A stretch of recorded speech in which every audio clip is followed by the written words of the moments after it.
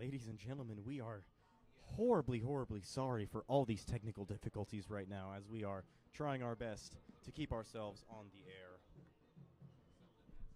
Special thanks to our good friends here at Wellington for saving us with some internet help. We're hoping that that's going to do the trick for us. So, special shout out to the guys at the Wellington radio show, as we are forever in their debt. Yes. Well, with 15 minutes to go, Ben, I hear the Wellington band. I can see the fans gathering over here to our right. Looks like they're about to take the field. Again, I don't know what people have heard and what they haven't heard, but this is going to be a heck of a game. Wellington coming off a good season where they upset Cape and Mount Carmel in the first round of the playoffs. Before eventually losing to the 4A champions, Andover Central. Yeah, hey, if you're going to lose to the champs. Of course.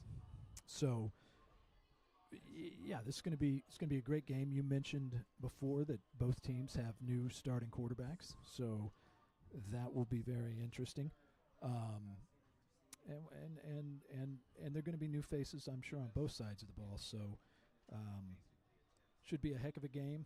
Here we are on September 5th. It's 55 degrees outside. It's a little rainy and overcast. So certainly better than 100 plus and having to stop every 5 minutes for a water break. Indeed. Around 14 minutes till kickoff.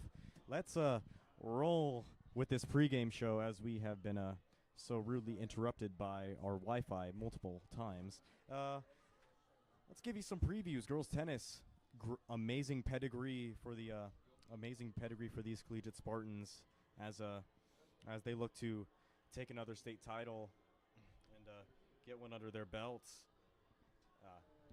in this new season. Double digit straight state titles for the collegiate Spartans girls tennis team, and they had their first tourney about a week or two ago at the Collegiate Tournament of Champions, and I heard they placed third, and like you said, they placed third as a team against some really stellar competition, and we're looking for big things from them all year. Yeah, I imagine it's tough to be on a team that is churned out that many state titles in a row, but I bet you these girls, just like the ones before them, will play their games, and I think they could. I'm guessing they're going to be real competitive and will have a shot at the state title when it's all said and done.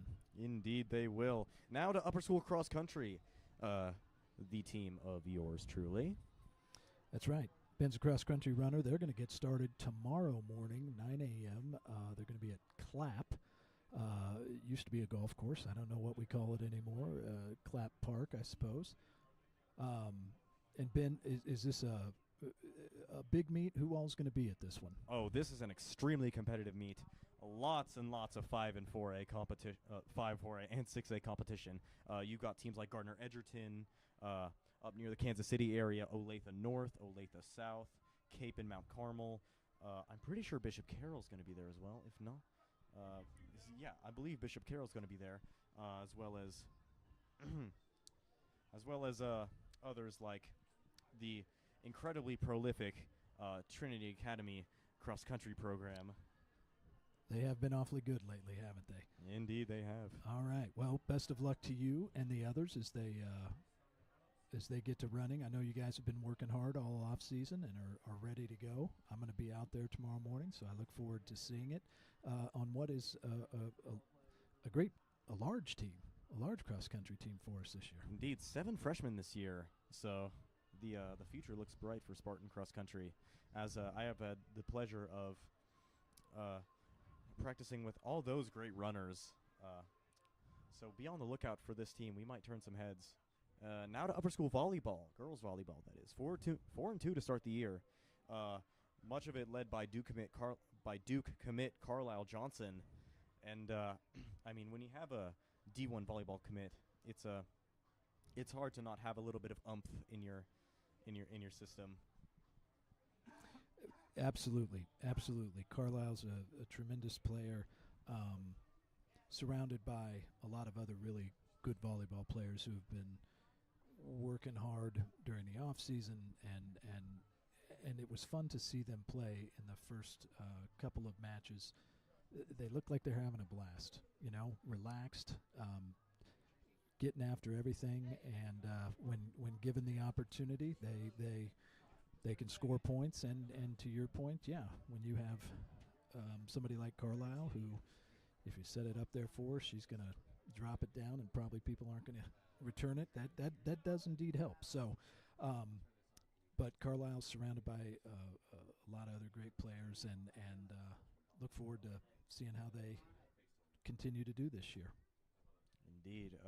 Many great players like juniors, Claire Monahan, Scarlett Lacey, seniors, Maddie Turnez, Shelby Emerson, Avery Compton, many great pieces around Carlisle to have a really successful year.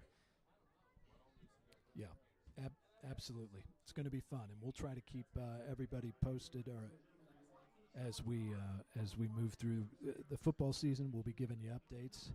And right now, the Wellington band is taking the field as I think we're getting ready for them to enter the field. I can see the Spartans also moving onto the field over there in the north end zone. I'm not real good with directions. Is that north, you think? I'm not great with directions either. Okay, well, it is what it is. to our left. Yes. To our left. Here come those Spartans. They're running out. Look like they're ready to go. And a bit of a sparse team this year for the Spartans, around only 41 guys. Yeah, not as big as that may have been in past years, but, you just have to have the right 11 out there to get it done. And I think that they'll do that. Fun fact, the Spartans back in 1994 only had 34 guys, and guess what they went on to do? What's that? Win a state title. Okay. Won a state title with only 34 guys. It's not bad at all. Not bad at all. Now to upper school golf. A bit of a, like we said, with football, a bit of a sparse team this year. New coach, but high expectations as well. That's the thing about collegiate. You always have high expectations, and you have to have great aspirations to try and get to the top. Absolutely. We're going to take a quick break here for the national anthem, so listen along at home if you can hear it.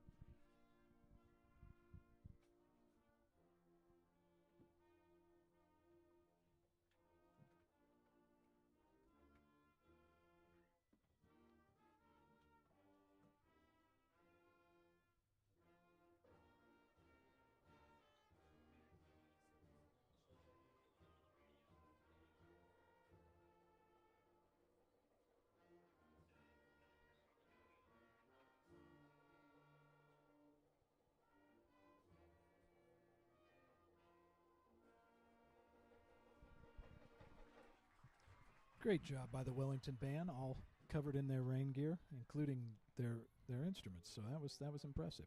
Even in rain, we push forward. Indeed, we do. So a bit of a preview for both teams. Spartans 8-2 last year, losing to Cheney in the state second round, as a regional we like to call it. Bit of a loss that the Spartans would like to take back. And the Wellington Crusaders 8-3 last year.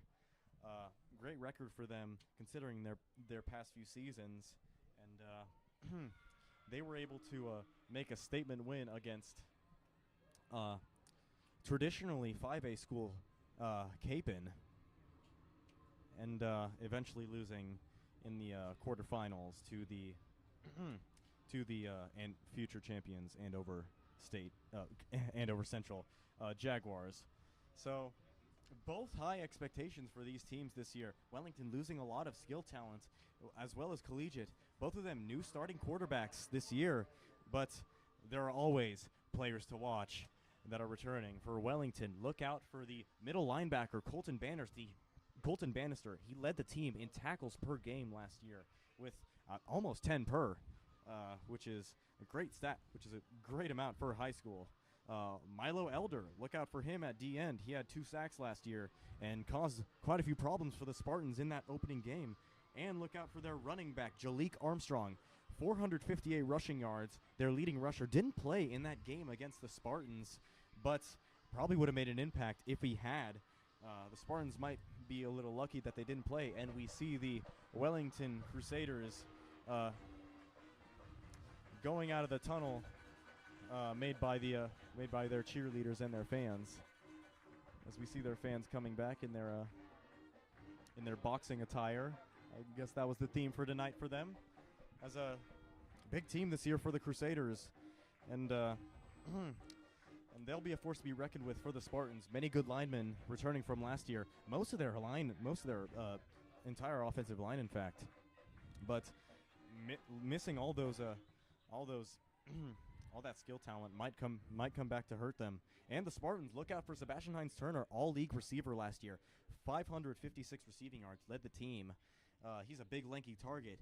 You throw it up to him, there's a 50% chance he's going up and getting that.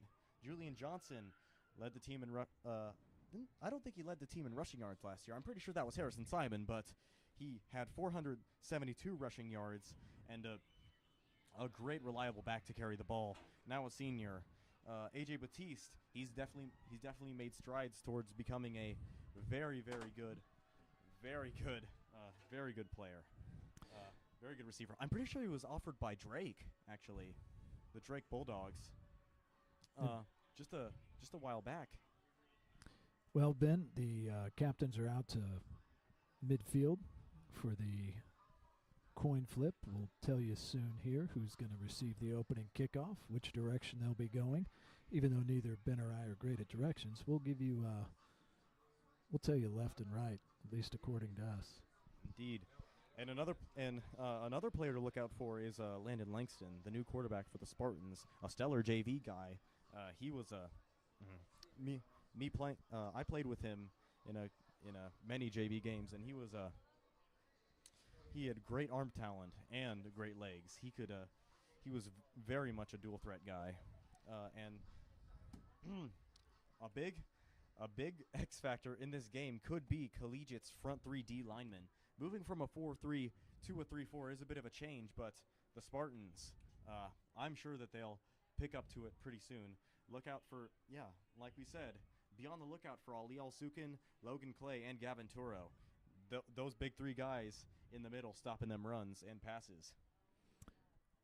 Yeah, it's going to be exciting to see. And unfortunately, folks, we didn't get to play Ben's interview with Coach Black, which was great. We'll maybe get that to you next game. Okay, wait, here's what's happening.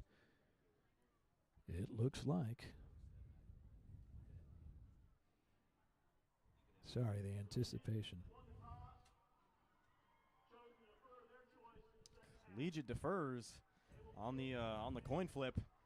And it'll be Wellington's ball to start out this game. We'll see that collegiate defense and how well these young guys can step up for the Spartans. Yeah. This is what we've all been waiting for.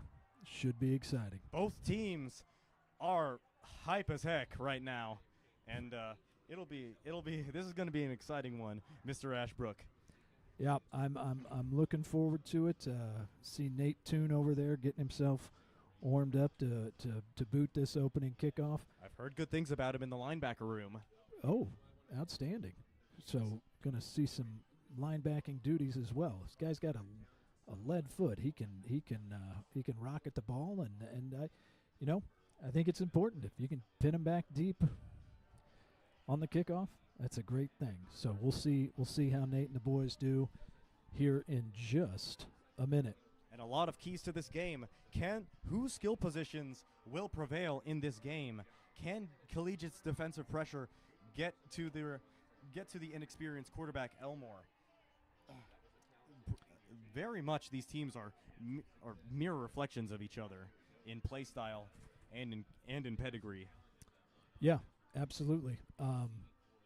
It looks like back deep for the Crusaders. We've got number 10, Caleb Sawyer.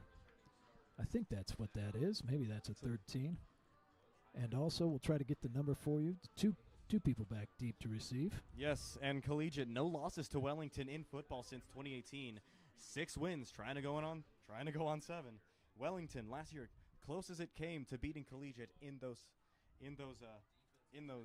almost 6 years.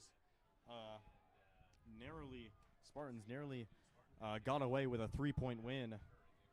A brewing rivalry between these two fan bases as we are set to kick off. Nate Toon. Well, and just as we're kicking off, the rain has started back up, and here comes Nate. Here he goes, and he boots it. Bit of a high ball. Doesn't really go a lot of places in terms of length. Looks like that's can't really see who that was on the return, but he was brought down by number 85, Logan Clay. Good recovery that time.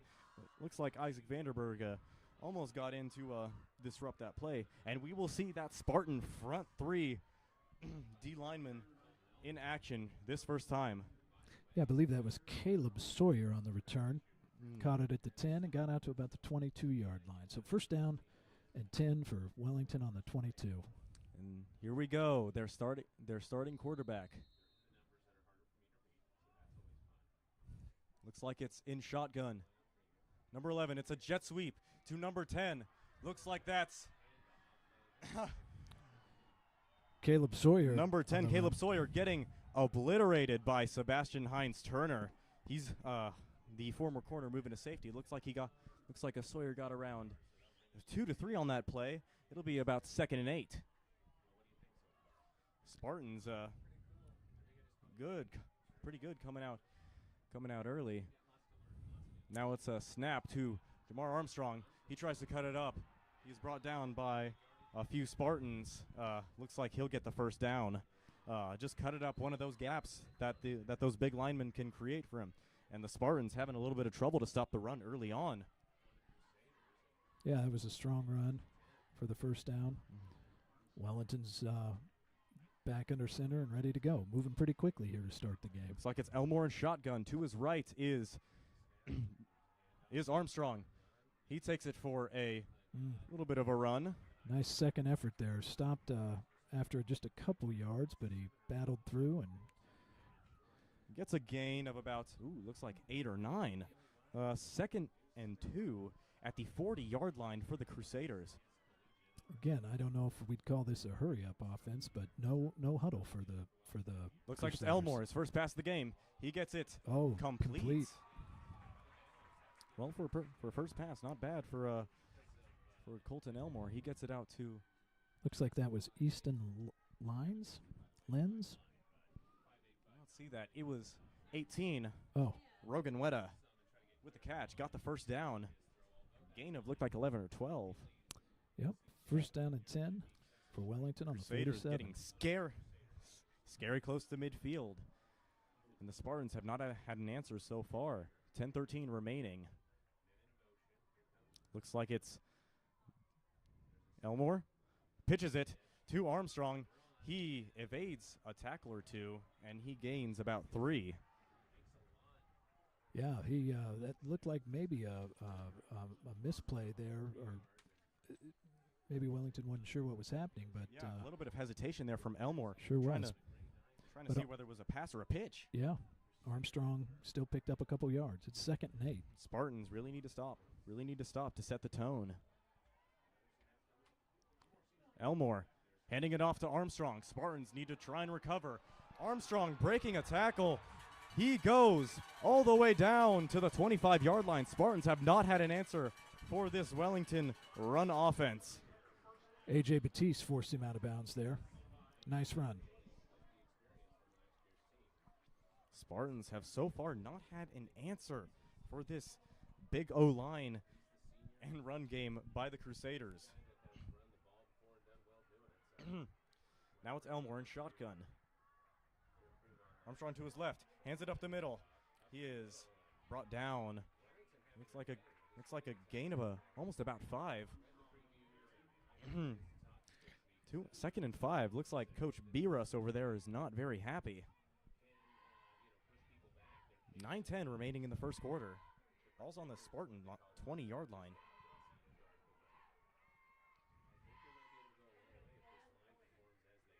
Elmore handing it, passing it to looks like that was number 2. Or no, that was 32, I that was believe. 32. Milo Elder Milo Elder picks up another first down. D lineman first down for the Crusaders. Spartans have so far not had absolutely any answer for this Wellington team, really balancing it out here and making the Spartans second guess themselves. Now the ball's on, looks like around the 15. Handoff to Armstrong. And he is wrapped up. Looks like another gain of about 5 again. Yeah, Ben, you mentioned the size of that front line for Wellington, and they're clearing out some space, and just about they've picked up about 5 yards on every play thus far. Gain of 4, 2nd and 6 for Wellington. Elmore in shotgun, handing it off to Armstrong. Okay, and he is brought down by number 45, Michael Dobbs. Mike Dobbs only in his yeah, he's battled injuries and hadn't been able to play too much, has he? Yeah, took a break from football last year to recover from injury, but he's back this year and making a play. Yeah, that's the first time we've seen collegiate in the backfield, so that's a good sign. Indeed, hopefully good we sign can there. see more. 3rd and 6 on the Spartan 9-yard line. Looks like a timeout by the. Looks like the Crusaders called that. Looks like Crusader timeout. Spartan defense has had no answer for this Wellington offense. Let's see if they can get a stop right here to really put some pressure on them. I wonder, Wellington, again, I don't know if we'd call it a hurry-up offense, but they haven't huddled at all and have just kind of come out and just boom, boom, boom. You're right, the defense hasn't been able to get into the backfield, and first contact's been 2 or 3 yards deep. So hopefully that can stop, and we can come up with a strong goal line stand here. Indeed, a stand is what the Spartans need. They need to stand up these Crusaders and get the ball back if they want to get a grip on this game right here. Yeah, it's 3rd and 6. 7:36 remaining in the first quarter. Wellington at the Spartan 9-yard line. Spartans need to be wary of a pass here. Elmore gets elects the pass. Throw. He's got somebody in the corner. Good defense by number 23, Mason Bond, absolutely allowing nothing into the hands of receiver. Looks like he was going towards the sideline, but great defense by Mason Bond. So here's a 4th and 6. 4th and 6. Let's see what they do here. It looks like they're gonna go for it. Don't see a kicker coming out. No kicker coming out. It was a nice ball by Elmore, but you're right. Great defense by Bond. Yeah. This Spartan secondary is locks if you allow them to be. Looks like it's Elmore. This time under center. And dead ball. Flag on the play.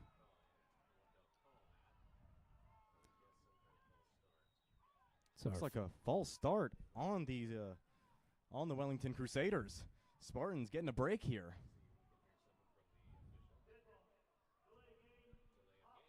Delay of game instead. Brings it back for some manageable for the Spartans. 4th and 11. Looks like at the 14? Around the 14-yard line. And looks like they're going for this. Spartans need to D up here if they want to. Looks like a pass. Elmore going for it. Good defense by the Spartans. No good. And the Spartans take over. No flag. Tight coverage by looks like it was number 13, Landon Langston. And we will see Landon Langston in this game for the first time. Spartans getting a great stop after a bit of lackluster play, there. Well, we'll get our first look at the Spartan offense, and you know what they say about defense: bend, don't break, right? Mm-hmm. So Defense wins championships. Yeah. And it looks like Langston in shotgun. Hands it off to Julian Johnson. He tries to cut it to the right. A great block by Sebastian Hines-Turner, and he cuts it all the way up for a very, very nice gain. That'll really get the Spartans going. Out of bounds at around the, looks like the, about the 30-yard line? yeah, looks like the 30-yard line. 31 even. Nice run. Great run by Julian Johnson, really matching Armstrong's intensity with how he was running in that first series. Absolutely. Spartans on their own, looks like 31-yard line, 1st and 10 after a great run by Johnson. It's Langston in shotgun. Clay in motion. Sends Batiste into motion. He is going nowhere. Yeah. Absolutely swallowed up by looks like number 7. That's Hank Schindliver. He forces the Spartans into a big loss. Looks like almost 2nd and 20 now. 2nd and 21. The Spartans might have to go to the air. Love to see a little bit of arm talent from Langston here.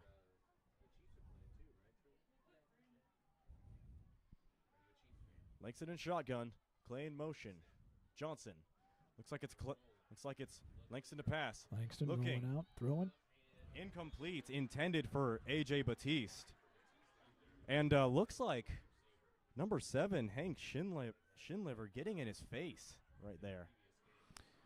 Yeah, unlike the Spartan defense, the Crusader defense is definitely getting in the backfield and disrupting a little bit. Indeed. Now that was a close play there. Good throw. Tough catch. Almost brought it in. Yeah. Okay, so faced with a 3rd and 21 here. Spartans need something here.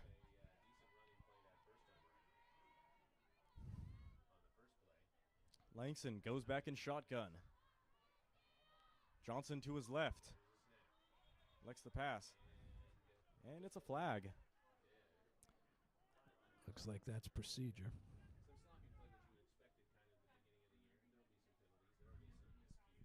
And wonder who that's on. Probably on the Spartans. Don't know who it's on. Yes, it is on the Spartans. And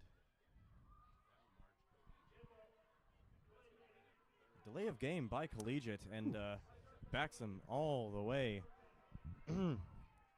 back to around their own 15-yard line. It's 3rd and 26. We'll see if Landon has enough arm talent to get them out of this. It's Langston to pass. Gets it out of the hands of Sebastian for the screen, and the Spartans will have to punt it back. Yep, just a little screen pass there.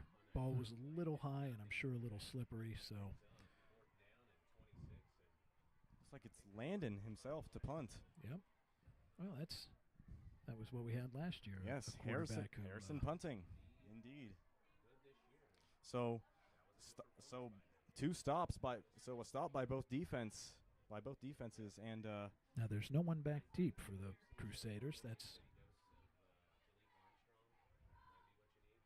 It's a very good punt. What a great kick.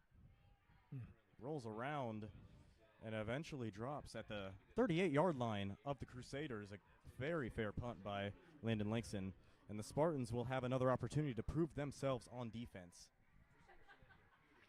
Great run on the first play of that series. Then after that, we just went backwards. But, it's the first time out of the gates this year, and they've got to they need to just find their rhythm. And we'll see. We'll see how the defense reacts this second time around. 6:14 left in the first quarter. Zeros for both teams. It's Elmore. In the backfield with him is Jamar Armstrong. Looks like it's Zika at a H-back. Oh, And Armstrong up the middle. Strong run across the 50-yard line. lives up to his name and gets a gain of 10 plus. And brings it all the way down to the, looks like the 47-yard line of the Spartans. This run game by the Crusaders has been difficult to stop so far in this game. See if the Spartans can match it with defensive intensity. And there we go. Armstrong is swallowed up in the backfield by multiple Spartans. First on the scene looked like number 56, Gavin Turo. Turo and Logan Clay also in there. Yes, that Spartan D-line getting some really good pressure we thought that they would produce in the beginnings of this first quarter. Zeros still for both teams. 5:38 left in the first quarter. 2nd and 13 for Wellington at the half-yard line. Empty. Now it's a pass by Elmore.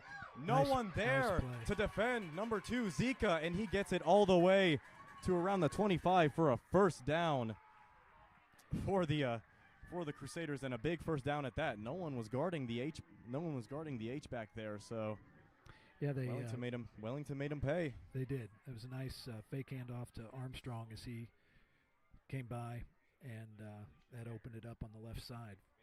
Ball at the 30-yard line of the Spartans, 5:10 remaining. It's Armstrong getting the handoff and getting pushed back after gaining a few.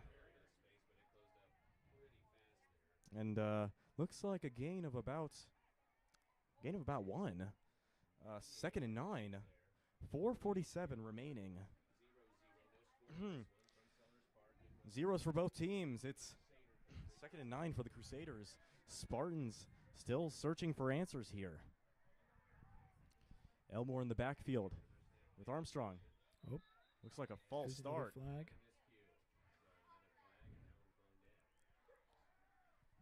Looks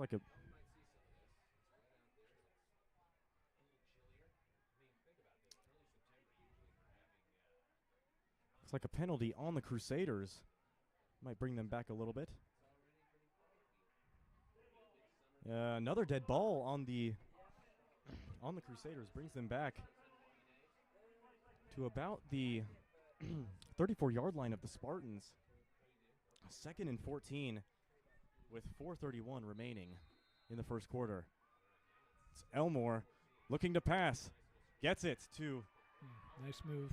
Nice move on the screen. Gets a little bit of gets a few yards.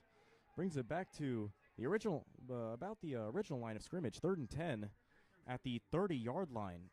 Who's that on the reception? That was Jackson Curry. Looks like Jackson Curry, number 19, 5'8", 176. The sophomore getting the screen pass.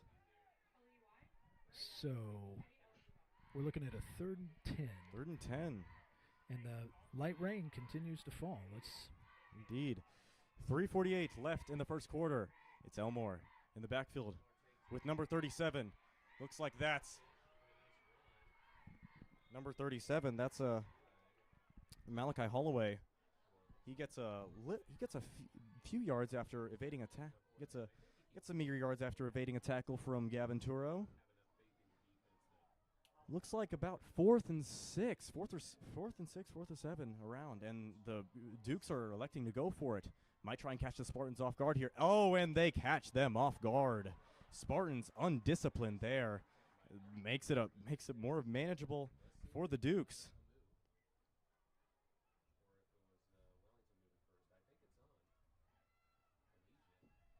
It's on the Looks like it's on the Spartans. Encroachment by the defense. And 4th and 2, manageable for Wellington here. Spartans being a little bit undisciplined there. Zeros for both teams so far. 3:38 left in the first quarter. Spartans still scrambling. See if the Crusaders try and catch them off guard again. Now it's Elmore under center. three backs in the backfield. A fumble, and How about that? recovered by the Spartans. Oh, no, recovered by the Dukes. And I believe picked up a first down. And picked up a first down. Error turns into opportunity for the Crusaders, as with 3:30 left in the first quarter, they have a first down on the Spartans' 22-yard line. Spartans could have had something good there. It's just a unlucky play there. And another timeout here. Looks like by Wellington. And they're down to one timeout for the half. They are. You'd like to, my guess is they want to make sure they put some points on the board. This is the second time they've been inside the 20, and see if they want to make sure they can hit pay dirt this time. Indeed. 3:14 left in the quarter. The Spartans 0, Wellington 0. Ball on the Spartans' 19-yard line. Collegiate has been in this situation before, but we've seen them come out of it with a great stop. It's just, can they do it again? Yeah, it'll be interesting to see. Last time they were helped out by some penalties. Can't always count on that, so hopefully the defense can get it done.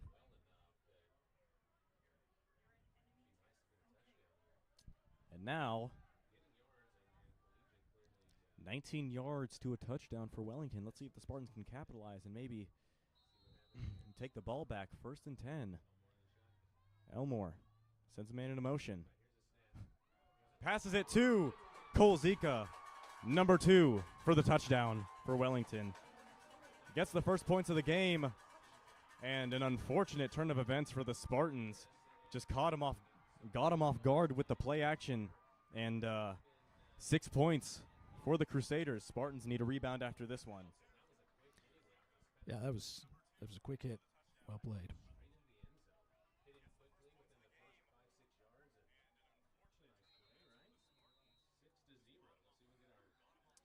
And yeah, it's a bit of a doozy, that one, for the Spartans. Just getting a fake by the Crusaders.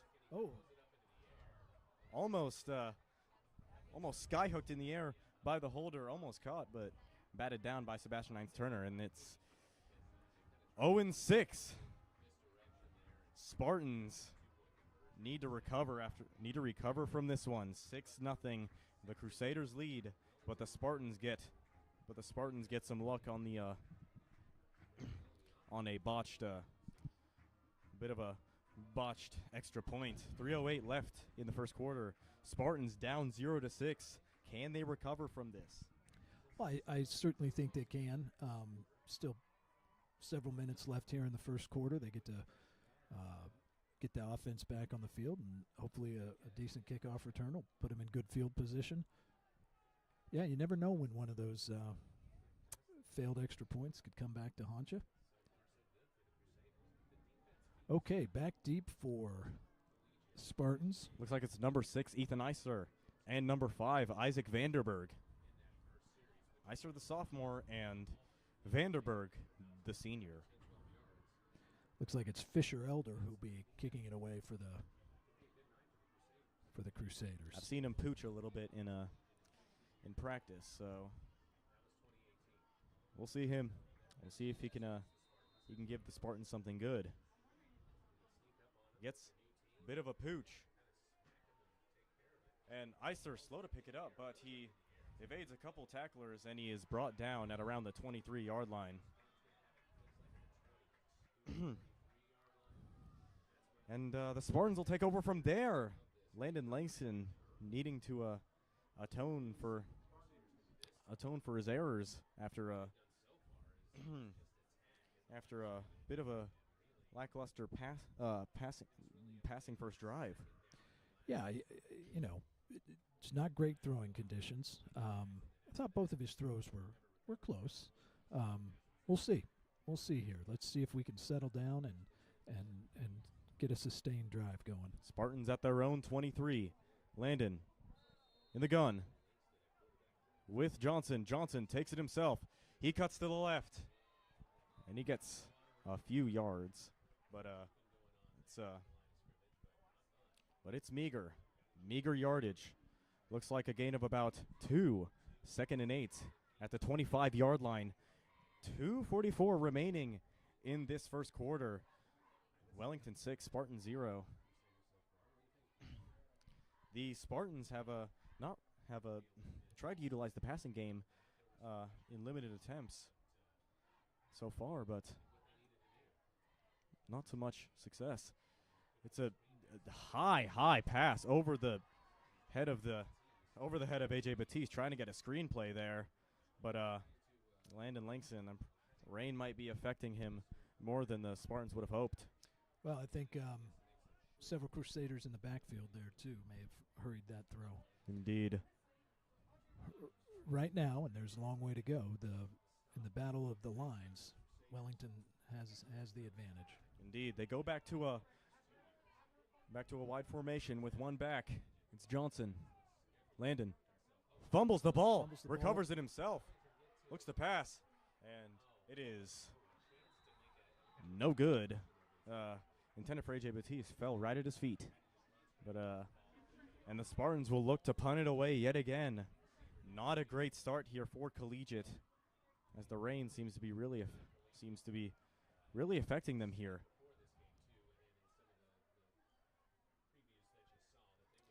2:16 remaining in this first quarter. 6-0 Wellington. 4th and 8. The Spartans at their own 25. They'll punt it away. And again, Wellington doesn't have anyone back deep. I suppose with the wet conditions, they just as soon let it go. Another great good punt. Kick. Okay. And right behind the 40-yard line. And looks like the official is having a talk with AJ Batiste on the back near the field. But there is a flag. There's a flag down. And it's not looking great. Looks like it's on the Spartans.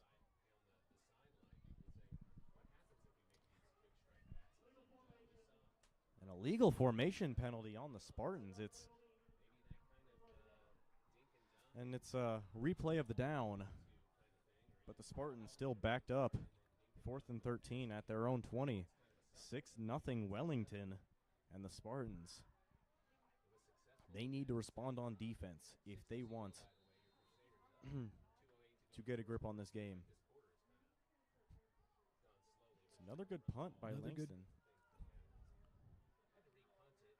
Bounces down. Right by, looks like the 39 or 38-yard line of the Crusaders, but now it's the Crusaders taking over. Yeah, this will be an important series.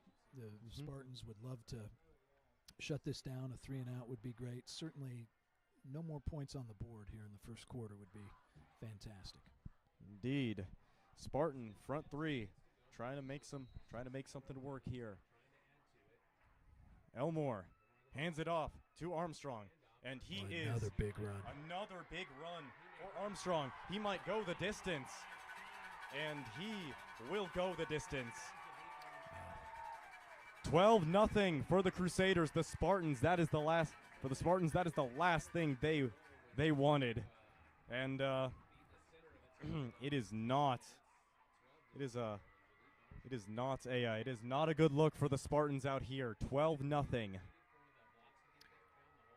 12-0 for the Crusaders, and 1:48 left in the quarter. The Spartans will have to do Collegiate's going to have to do some scrambling. Yeah, no doubt. That was a great run by Armstrong. Got about 10 yards deep, and then it was nothing but him in the end zone. Yes, a good run and a great run by Jalik Armstrong. And nothing but green grass thanks to that O-line.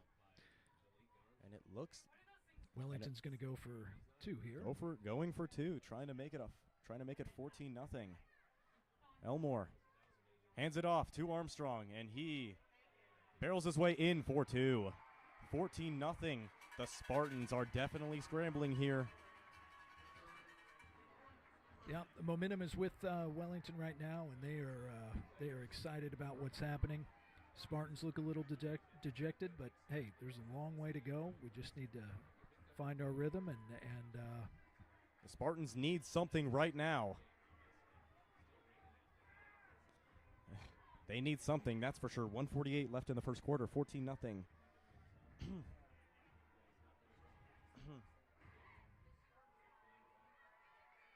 All right, let's see if we can return. see if we can get a good return here.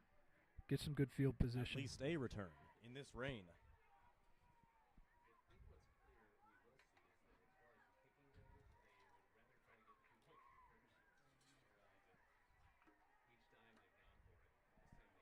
Number 5, Fisher Elder to kick off for the Wellington Crusaders. And back deep is number 6, Ethan Eisler for the Spartans, and number 5, Isaac Vanderberg. Or no, looks like it's... Oh, pardon me, just a little hiccup. Fisher Elder, number 5, to kick off. He pooches it yet again. And it goes as a fumble to number 33, or 25, Nate Toon. Nate falls on the ball. That's going to be decent field position for the Spartans. Decent field position at least. Looking at the 37-yard line, Spartans need to get something going on this drive to at least regain some momentum. Absolutely, and one step at a time. Let's get a first down and then get another one. And the Spartans go to 2 wide receivers, 1 H-back, 1 running back. Landon in the gun, hands it off to Juju. He cuts it back and gets clobbered by a number of Crusaders. Nothing working for the Spartan run game. Well, he had that great carry first play of the game, first offensive play of the game for the Spartans, and right now the Crusader defensive line is just they're a couple yards deep in the backfield. Indeed. Almost. Spartans need good protection. Absolutely. 2nd and 10, 14-0 Crusaders. 1:10 remaining in the first quarter. Spartans scrambling for some momentum here. Looks like it's Lathal Suganot at center instead of a Trip Porter. And another fumble. He's trying to send it deep, and it is incomplete, intended for A.J. Batiste. It was close. Looked like the official was thinking about throwing a flag, but just good coverage by the Crusaders. Yeah, the rain has definitely made things difficult for the Collegiate Spartans. 3rd and 10 at the 37-yard line. 14-0 Crusaders. Spartans, can they pick up something here with 49 seconds left in the quarter to show that they have a lot of fight left in them? Because while it's not always a deciding factor, how you begin can affect how you finish. I know people pass the phrase, where you come from doesn't equal where you've been. And it's a run by Landon Langston that goes nowhere. Yeah, that's a late hit, And he gets hit after falls on the ground by number 32, Milo Elder. And it's going to be a flag on Wellington, who stopped right at the line of scrimmage, but that might give Collegiates a little bit of oomph. Yeah, it was a quarterback draw. It looked like Landon might have some space, got tripped up, and then the late hit.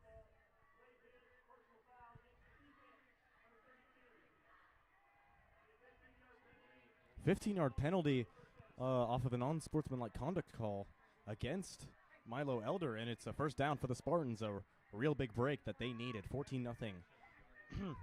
14-0 Wellington. 44 seconds left in the quarter. The Spartans. Spartans are trying to get something going here. Yeah, let's see how they react. That was a good break, and now maybe that'll calm them down.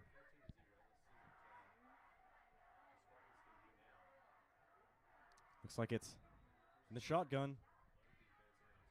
In the shotgun, it's Langston, and a timeout called by the Spartans.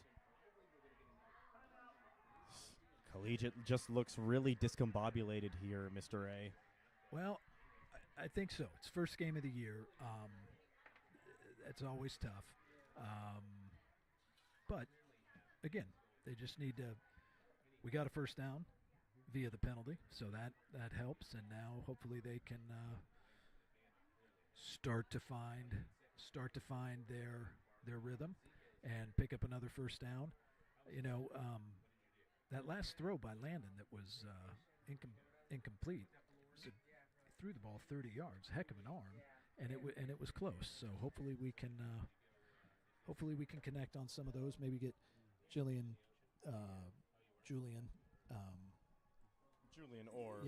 out of the backfield and just running the ball. Anyway, we're okay so far. Spartans, despite starting slow, are moving right along. Maybe thanks to some help from the officials, but still, they're moving right along. 1st and 10 at the 49-yard line of the Crusaders. It's the Spartans. Handoff to Julian Johnson, goes nowhere. That O-line is not O-lining. No, that was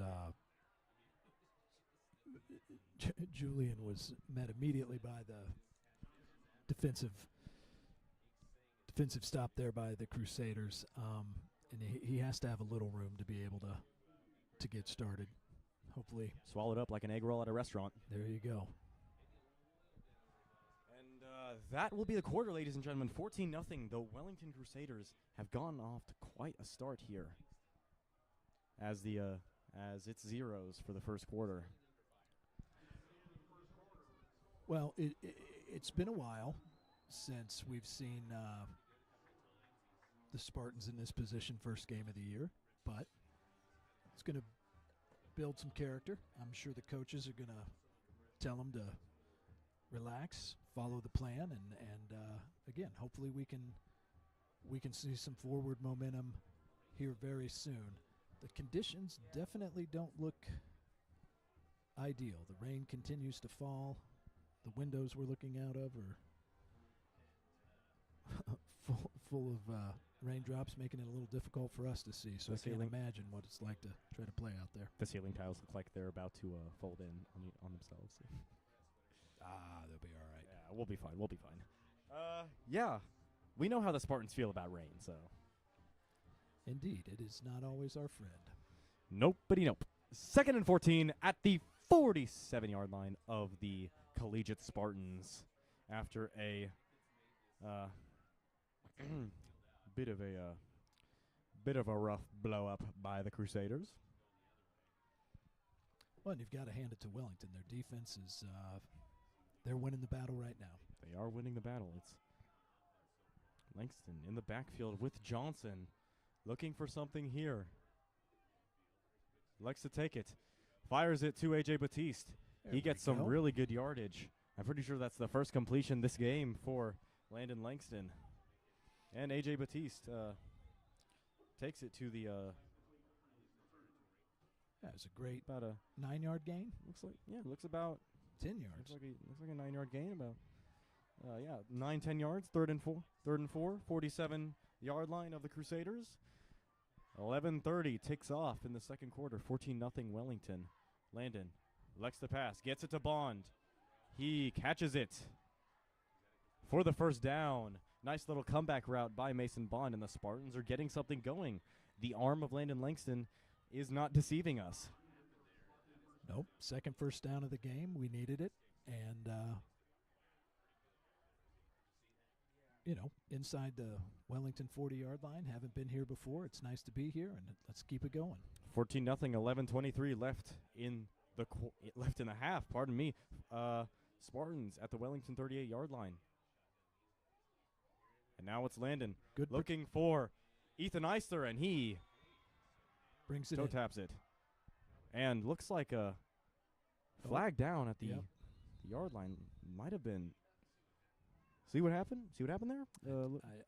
I did not. I thought our protection was much better that time. Allowed Landon to. Trip Porter was down, and looks like they're backing the Spartans up. Might have been a holding call. While Trip Porter. And it was on Trip Porter. And backing the Spartans up, making it much less manageable right now. Back to back to the Wellington 48-yard line. Spartans and Crusaders both playing somewhat undisciplined here, but you'd expect that from an early season game. No doubt. 14-0 Crusaders, 11-17 remaining in the in the half. Spartans 1st and 20 at the Wellington 48-yard line. 4 receivers wide. Langston, good protection, sends it deep. 4. Ethan Iser almost intercepted by the Crusaders. Bobbled, but glad that wasn't another bad decision. Yeah, again, pretty good protection. Langston had a guy in his face there as he made the throw, but throw went a little high on him, and you're right, almost got picked off, but we avoided that. So second and 20. Let's chip away here. 2nd and 20, ball in the 48.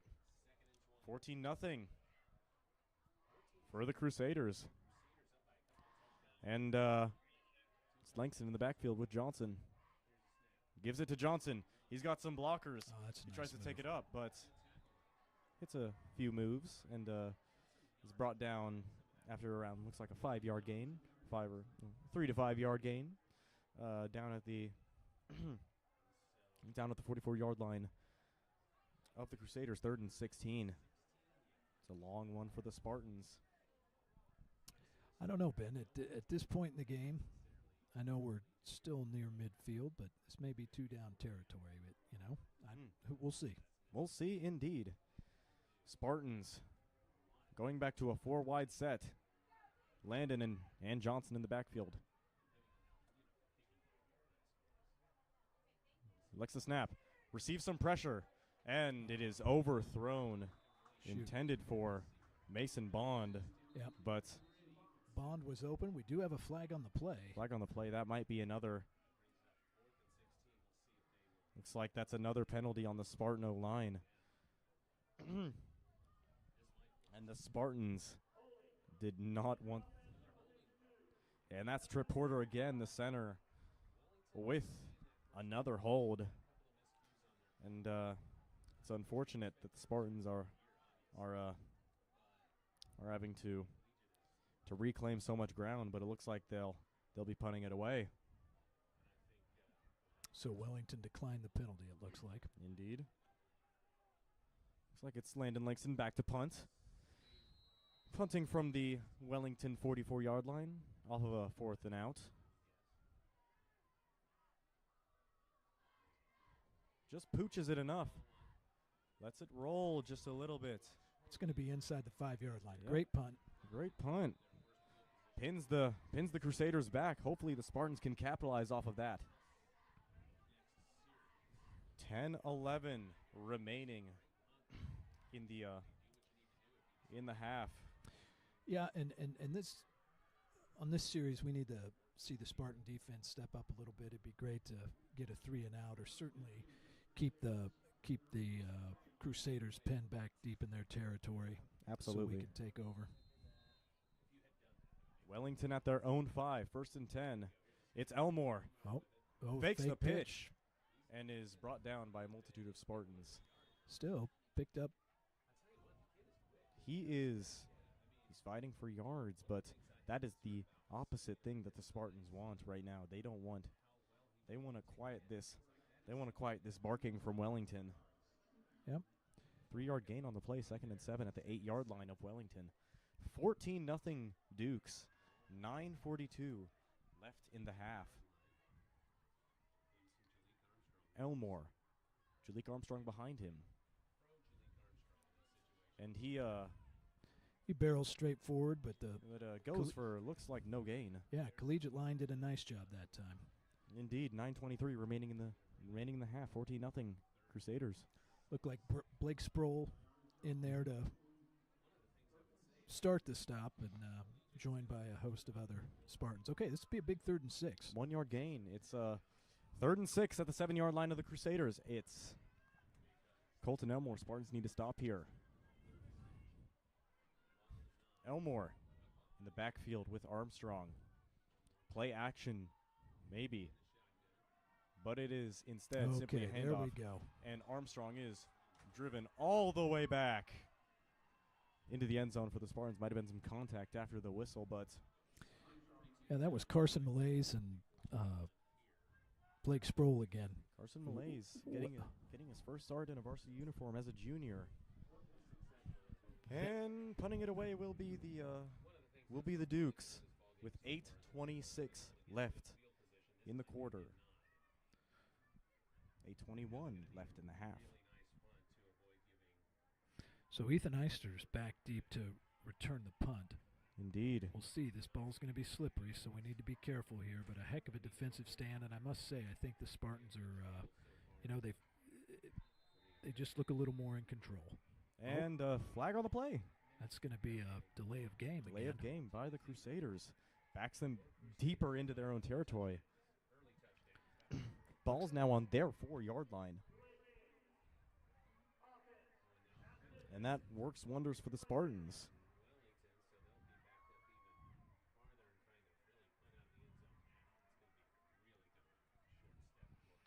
All right, let's see if we can take advantage of this situation. Dukes are punting in their own end zone. Eister back deep. It's a fair punt. Good kick. Bit of a pooch. Look out. It does take it. Bounces up. Okay. So we're back at the 38-yard line where we were before. Indeed. Before we were so rudely interrupted by those silly Crusaders. Well said. Well said. Okay. 1st and 10 at the 39-yard line of Wellington. 14-0 Dukes. Spartans with 7:54 left in the half.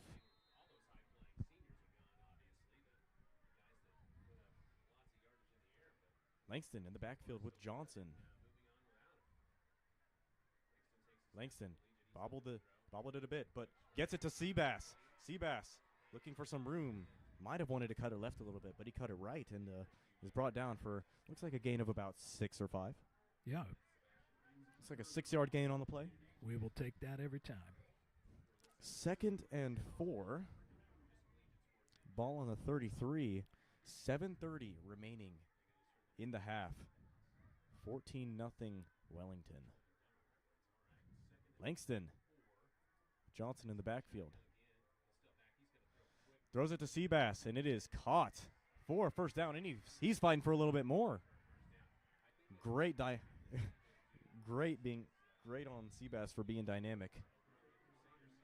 Absolutely, and a good job by the offensive line. I mean, we're doing some quick throws, but they're giving Langston time, and he's throwing the ball well, and a couple great catches there by Seabass. 14-0, 17-14. The Crusaders leading. 7:14 remaining in the half. Langston receives it. Opposite take it himself. Looking. Evades one, but gets tripped up by number 21, John Armstrong. Still 4 or 5 yard gain here on first down. About. That's what we need. Ball on the 26 of the Spartans, or pardon, the Crusaders, 14-0. 6:50 remaining in the second quarter. Sorry, Ben, I guess that was a 3-yard gain. 2nd and 7. Langston likes to pass. Looking deep for Mason Bond. Absolutely denied by his cornerback, but flag on the play. Looks like PI on the Crusaders. Wellington fans not very happy. Not happy at all with that one. Well, we're not sure what the call is yet. Might have been PI almost thrown directly after.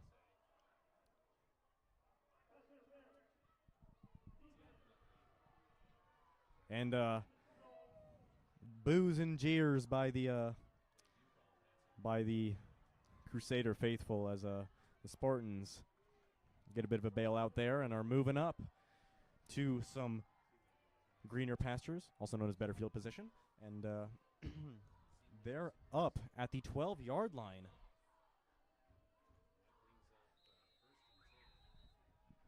And it's 4 wide yet again. Landon in shotgun with Juju. A fumble on the snap. He's got some good protection. Going for Seabass incomplete. Good protection that time by the Crusader DB. Can't really get a reading on them right now. The Spartans are on the 12-yard line, but are being a bit stifled right now. Yeah, the Crusader uniforms, they're black uniforms with kind of dark red letters. Hard to read. A bit. Hard to read from here. Quite a bit. But that was good defense. Another trouble with the snap, but Langston recovered. Still 2nd and 10. Second and 10, 12-yard line for the for the Spartans. And it's Landon in shotgun. Receives the pass. Looking for Corbin Wiley, but a wild overthrow. Yep, that one. A wild overthrow to Wiley. Yes, that one. But we've seen a lot of those from Landon Langston this game. Hopefully not a reflection of his passing ability throughout the throughout the season. But no, I certainly don't think so. Again, not ideal throwing conditions. That one just went a little high, but great route, and he had his receiver. Next time. Put it on the numbers, and we'll be A-okay. 14-0, the Spartans. Looking for something here. 8 seconds ticking down on the game clock. Spartans want to avoid a penalty here. Langston receives the snap. Looking for and it went AJ Batiste. High yet again for the Spartans, and that's not what you want if you're Landon Langston. You've had many of those throws throughout the game. It's not great for morale. No, well, you can tell Landon's frustrated, and we know he can throw a great ball, and he's just having some struggles with it. It's 4th and 10 on the 12, and definitely this is a situation where I think we got to try to put some points on the board. Indeed. We also have this one kicker named Nate Toon, who could maybe give us an easy 3. We'll see what the Spartans choose to do. They've called a timeout, and we'll see what they have planned coming out. Maybe. 6:16 left in the half. 14-0 Crusaders, looking for their first win against the Spartans in 7 years. They have definitely been the more dominant team here for the first quarter and a half, but you do see the Spartans settling in on offense and defense. Indeed.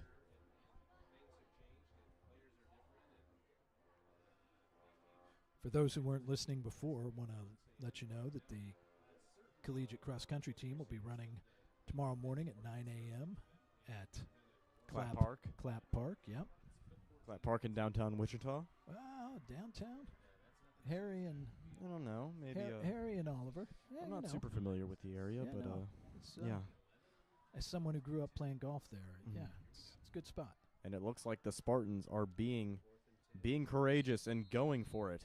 Well, and I will say, I think Langston's had receivers on these last 2 plays, just slightly overthrown. So let's see what happens here. Langston elects the pass, looking for Ethan Eister, almost picked, but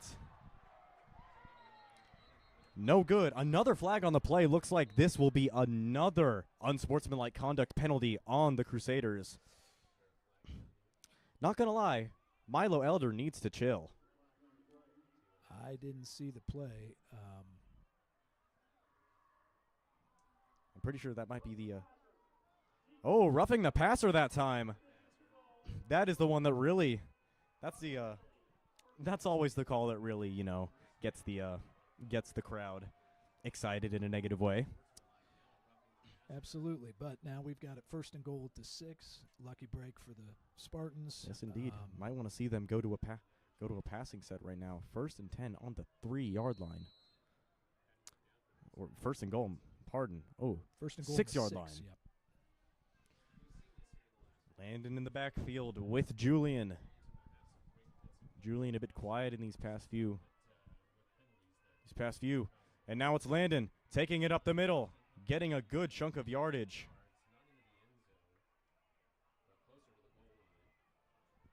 And he gets it closer and closer to 7 points. Ball on the 2-yard line now, 2nd and goal at the 2. 5:48 remaining in this half. 14-0. Haven't seen much from the Spartan run game yet so far in this second quarter, but things could change. It's Landon and Julian in the backfield. Landon takes it himself. He wants to run with it, and he is stopped right short. Yep, tried to go back up the middle. Wellington defense was ready that time. Good stop. Now a 3rd down and 2 for Collegiate. There's a man down on the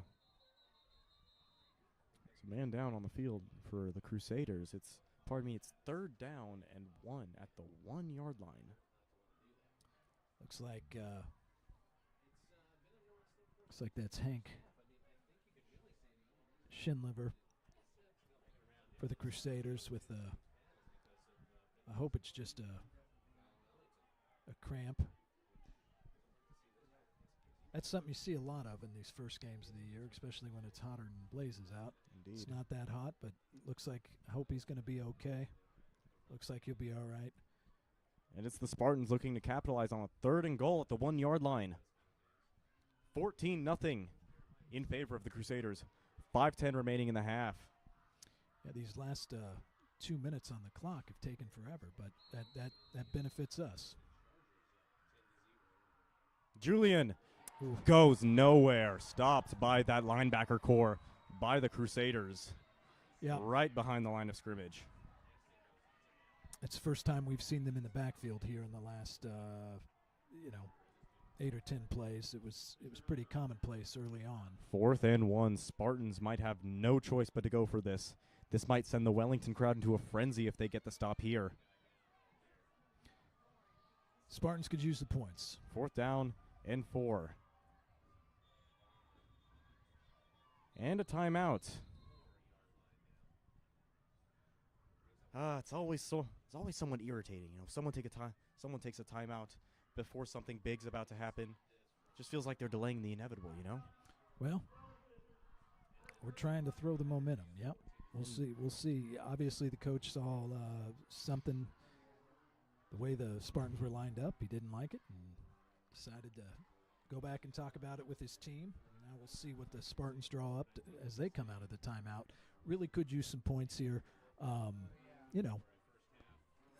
With 4 minutes left, a score here, a stop on Wellington's next possession, and we're A-okay. 14-0. Crusaders leading. 4:35 left in this half. Spartans 4th and 4 with 4 to go. 4 between them and 7 points. Or pardon, 6 points. 7 if you count the extra, the kick.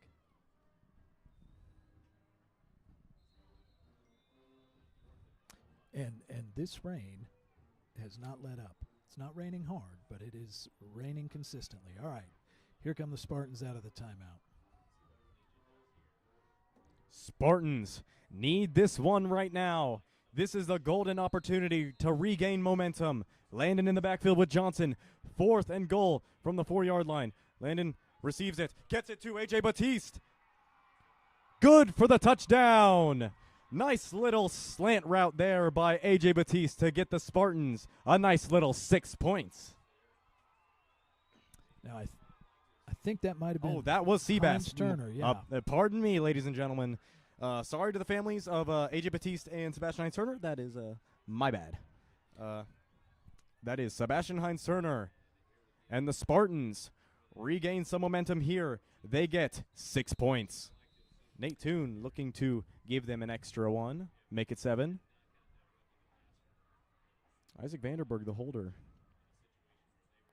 And good. Wow. After being blocked. And Wellington doesn't seem too happy about that. Who was that? So hard to see the numbers on those. Easton Lines or Lenz? Man, he got into the backfield in a hurry. I don't know how it went through his arms, but anyway, Toon puts it on through. The extra point. Yep, Toon puts it through. 14-7.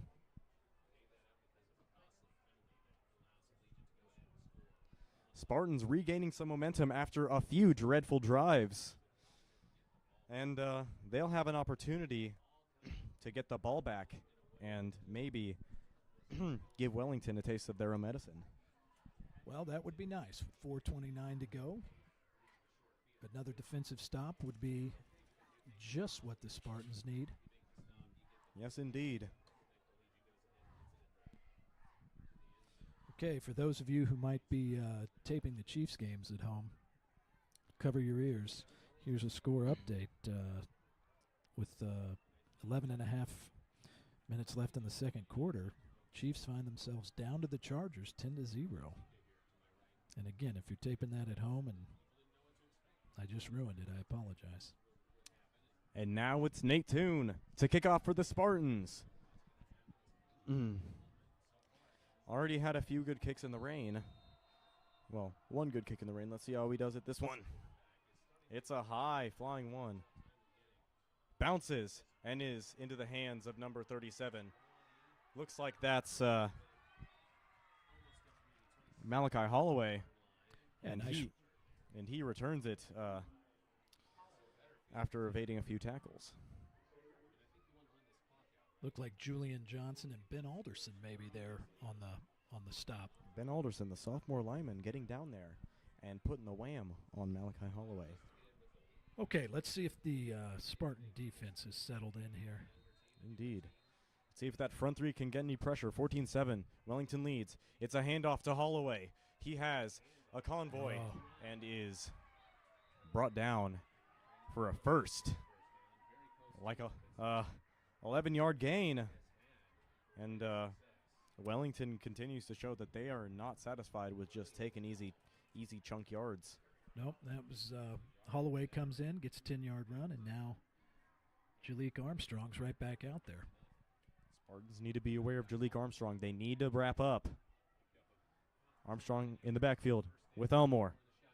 That's Armstrong. He evades a couple tacklers and is brought down. Gain of about 3. Coach Black does not look happy on that sideline, and I wouldn't blame him. Not the best performance so far in this half by the Spartans. Well, Heinz Turner with a nice stop there, but Armstrong still picks up 3. It's 2nd and 7. On the 41-yard line of the Crusaders, they're moving it fine, but for the Spartans, that is not what they want. It's a pass. Oh, no good. Intended right out of the hands of Jackson Curry. 3rd and 7 from the 41-yard line. The Spartans, an opportunity here.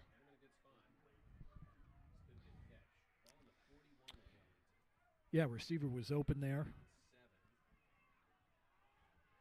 Elmore in the backfield with Armstrong. Hands it off to Armstrong. He looks for a convoy, and he goes for some meager yardage, but nowhere near enough to get a first down. Well, looks like a gain of about 4. It's 4th and 3. 3:10 remaining in the half. Sorry, Ben. It looks like Wellington's going to go for it. They're going to go for it. They've been running it. I can understand why, although it's an empty backfield. Look out for a QB run by Colton Elmore. And it's quick a pass. Oh, no good. Yeah. And a PI. Unfortunately, that's unfortunate a flag, by Sebastian Heinz Turner. Looks like he got a little bit too much body on that. Yep. On his receiver. Hit him before the ball got there. I don't know too much about football. I like a little bit of oomph, but not too much oomph. Yes. When it comes to defensive coverage. That one was pretty obvious. Indeed. Maybe a little too obvious. Well, maybe it's not going to be the call. We'll see.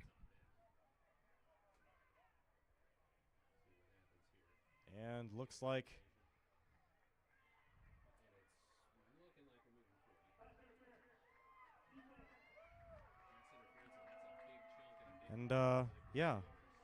some chunk yardage here gained by the Crusaders, and it puts them on the Spartans' 40-yard line in dangerous position to score. Spartans need to be disciplined here. 14-7. Elmore hands it off to Holloway. Is brought down by the Spartans. Looks like it's one of the Spartan linemen Number 85, looks like, or number 9, Dream Rowan was first on that play. Gets a gain of about 7. Yep, Clay was in there on that one as well. Indeed. Another good running back for Wellington. 227. Old Here's Elmore the throw. looking to pass. Nowhere to go for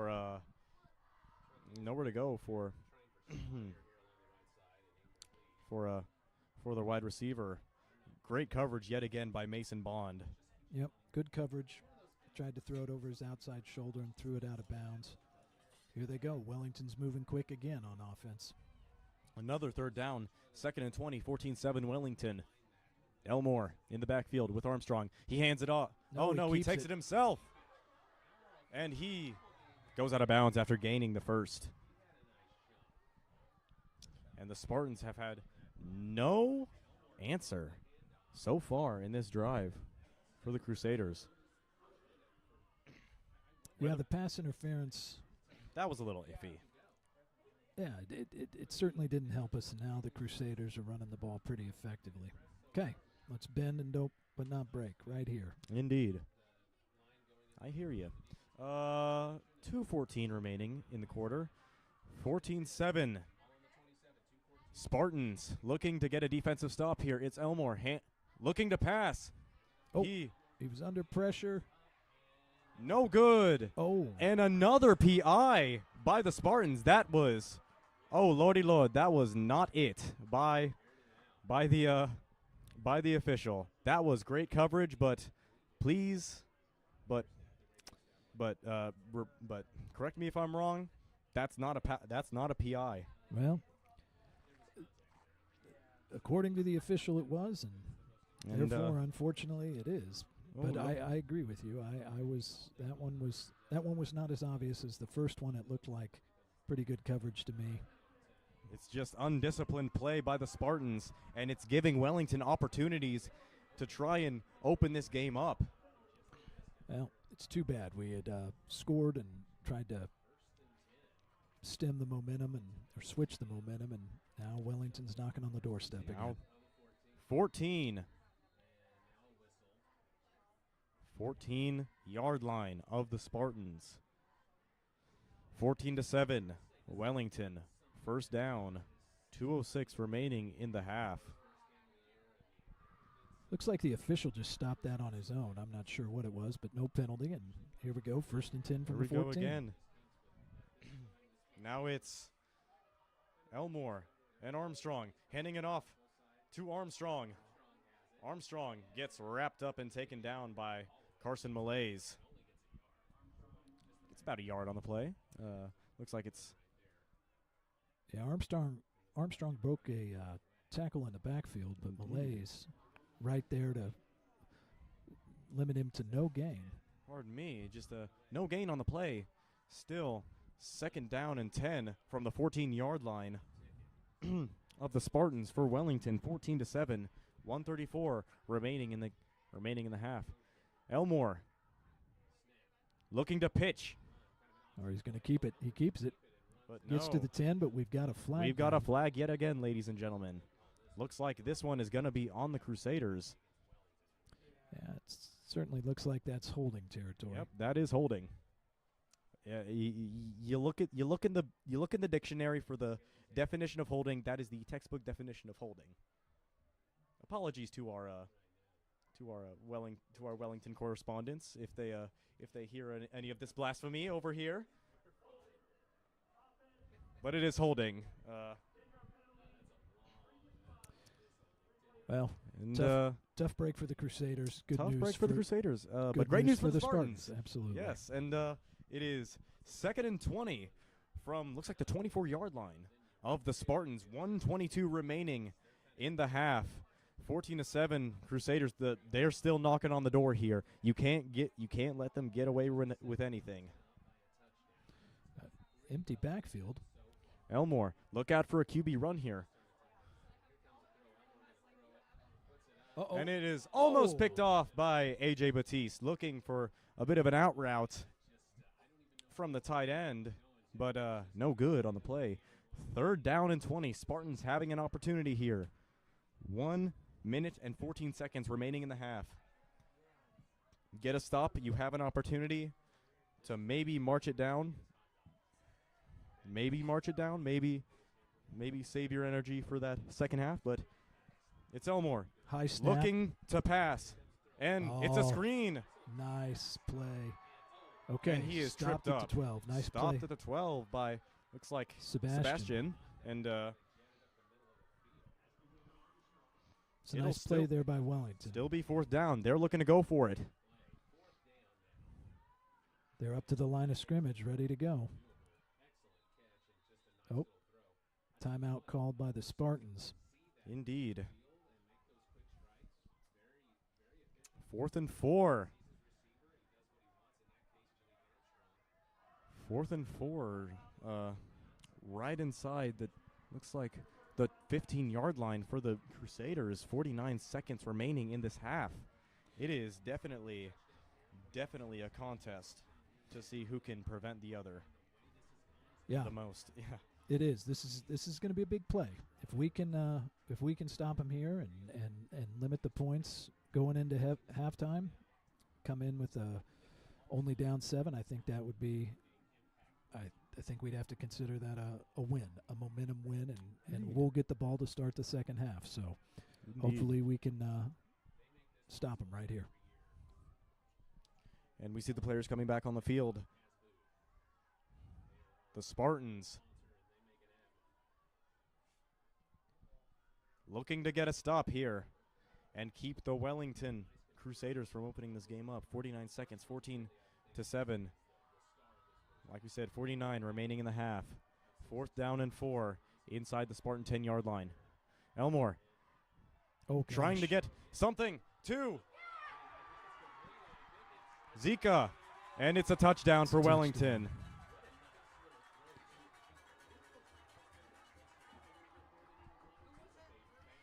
Yeah, that was a nice play. Defense was there, but they just looks like good pitch and catch.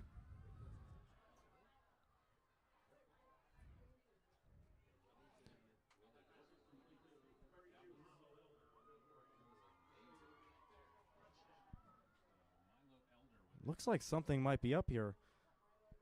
Wellington, the official signaling for something. Don't really know what's going on right now. What a catch. It didn't really look like Zeke over there, but I think it was Elder there on the touchdown catch. Like and now they're just going to go for 2. Elder. And now they're going to go for 2 here. Spartans trying to keep this one from getting open. And it's a reverse. Nice flip. There is a flag down, and this is stopped yep. by Mason Bond. Good play. We'll see what the flag's all about. Stopping a 2-point conversion is Mason Bond. And the Spartans are trying to get back and keep this from opening up. They received the second half kick, so maybe a talk from Coach Black will help them get back into the swing of things.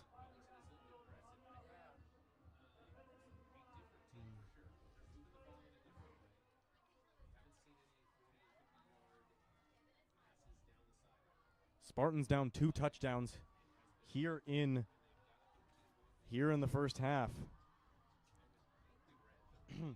With 42 seconds left, they will try and make something out of nothing here at the ending of this second quarter. Yeah, if we could get any points out of this, that would be something. Mm-hmm.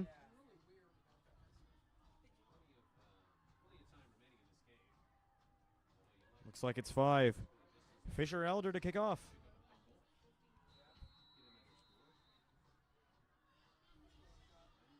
Pooches it yet again.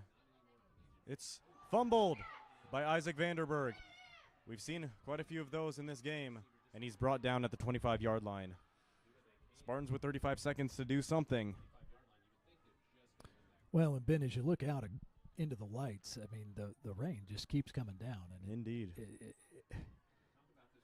It's not heavy rain, but it's consistent rain, and it's got to be slippery out there. Mm-hmm.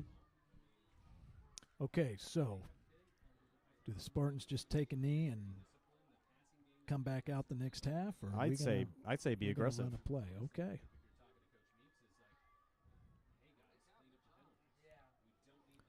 Landon Langston fighting for some yards, trying to get a first, and he gets that. Heck of That's a run just there. that. 28 seconds remaining, 20-7. Spartans are trying to make something here. No timeouts left.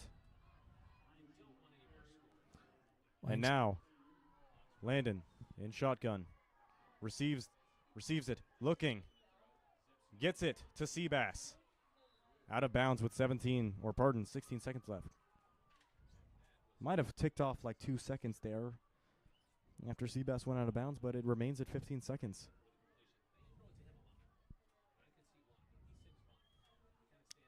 And so the Spartans will have it at the at their own 44-yard line with 15 seconds left, trying to do something here. Langston in the backfield with Johnson. Blitz by the Crusaders. Looking for Mason Bond, but incomplete, almost intercepted by the cornerback. 9 seconds left, 20-7. The Spartans, the collegiate Spartans. Not much to say for this first half. A little bit of fight on that touchdown drive, but aside from that, they have not showed much of anything this first half.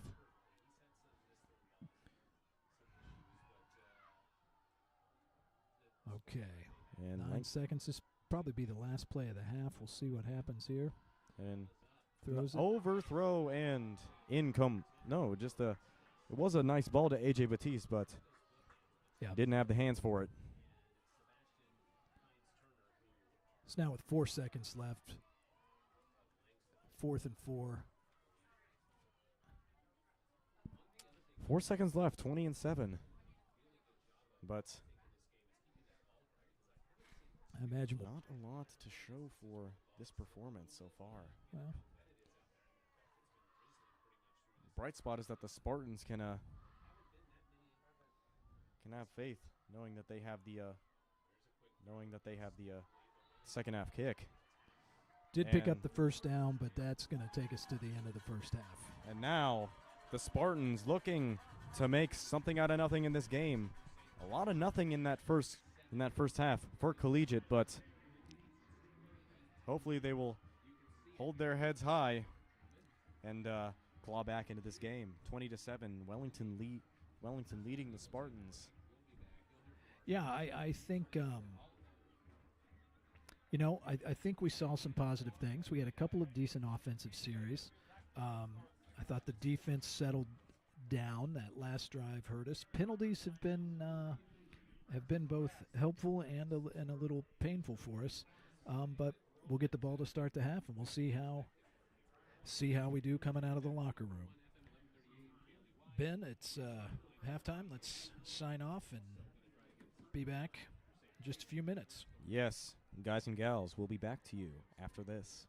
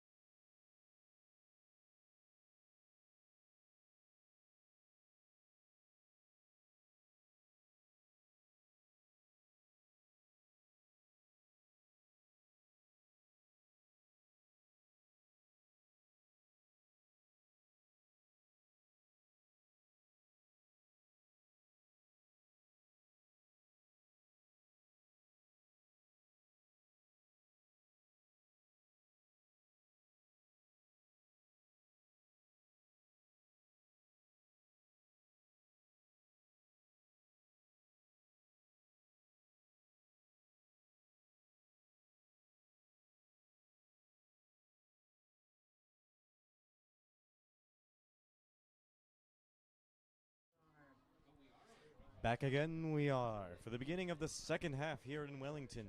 The Crusaders lead the Spartans 20-7, and the Spartans, well, Spartans have frankly struggled to pick up any momentum in this.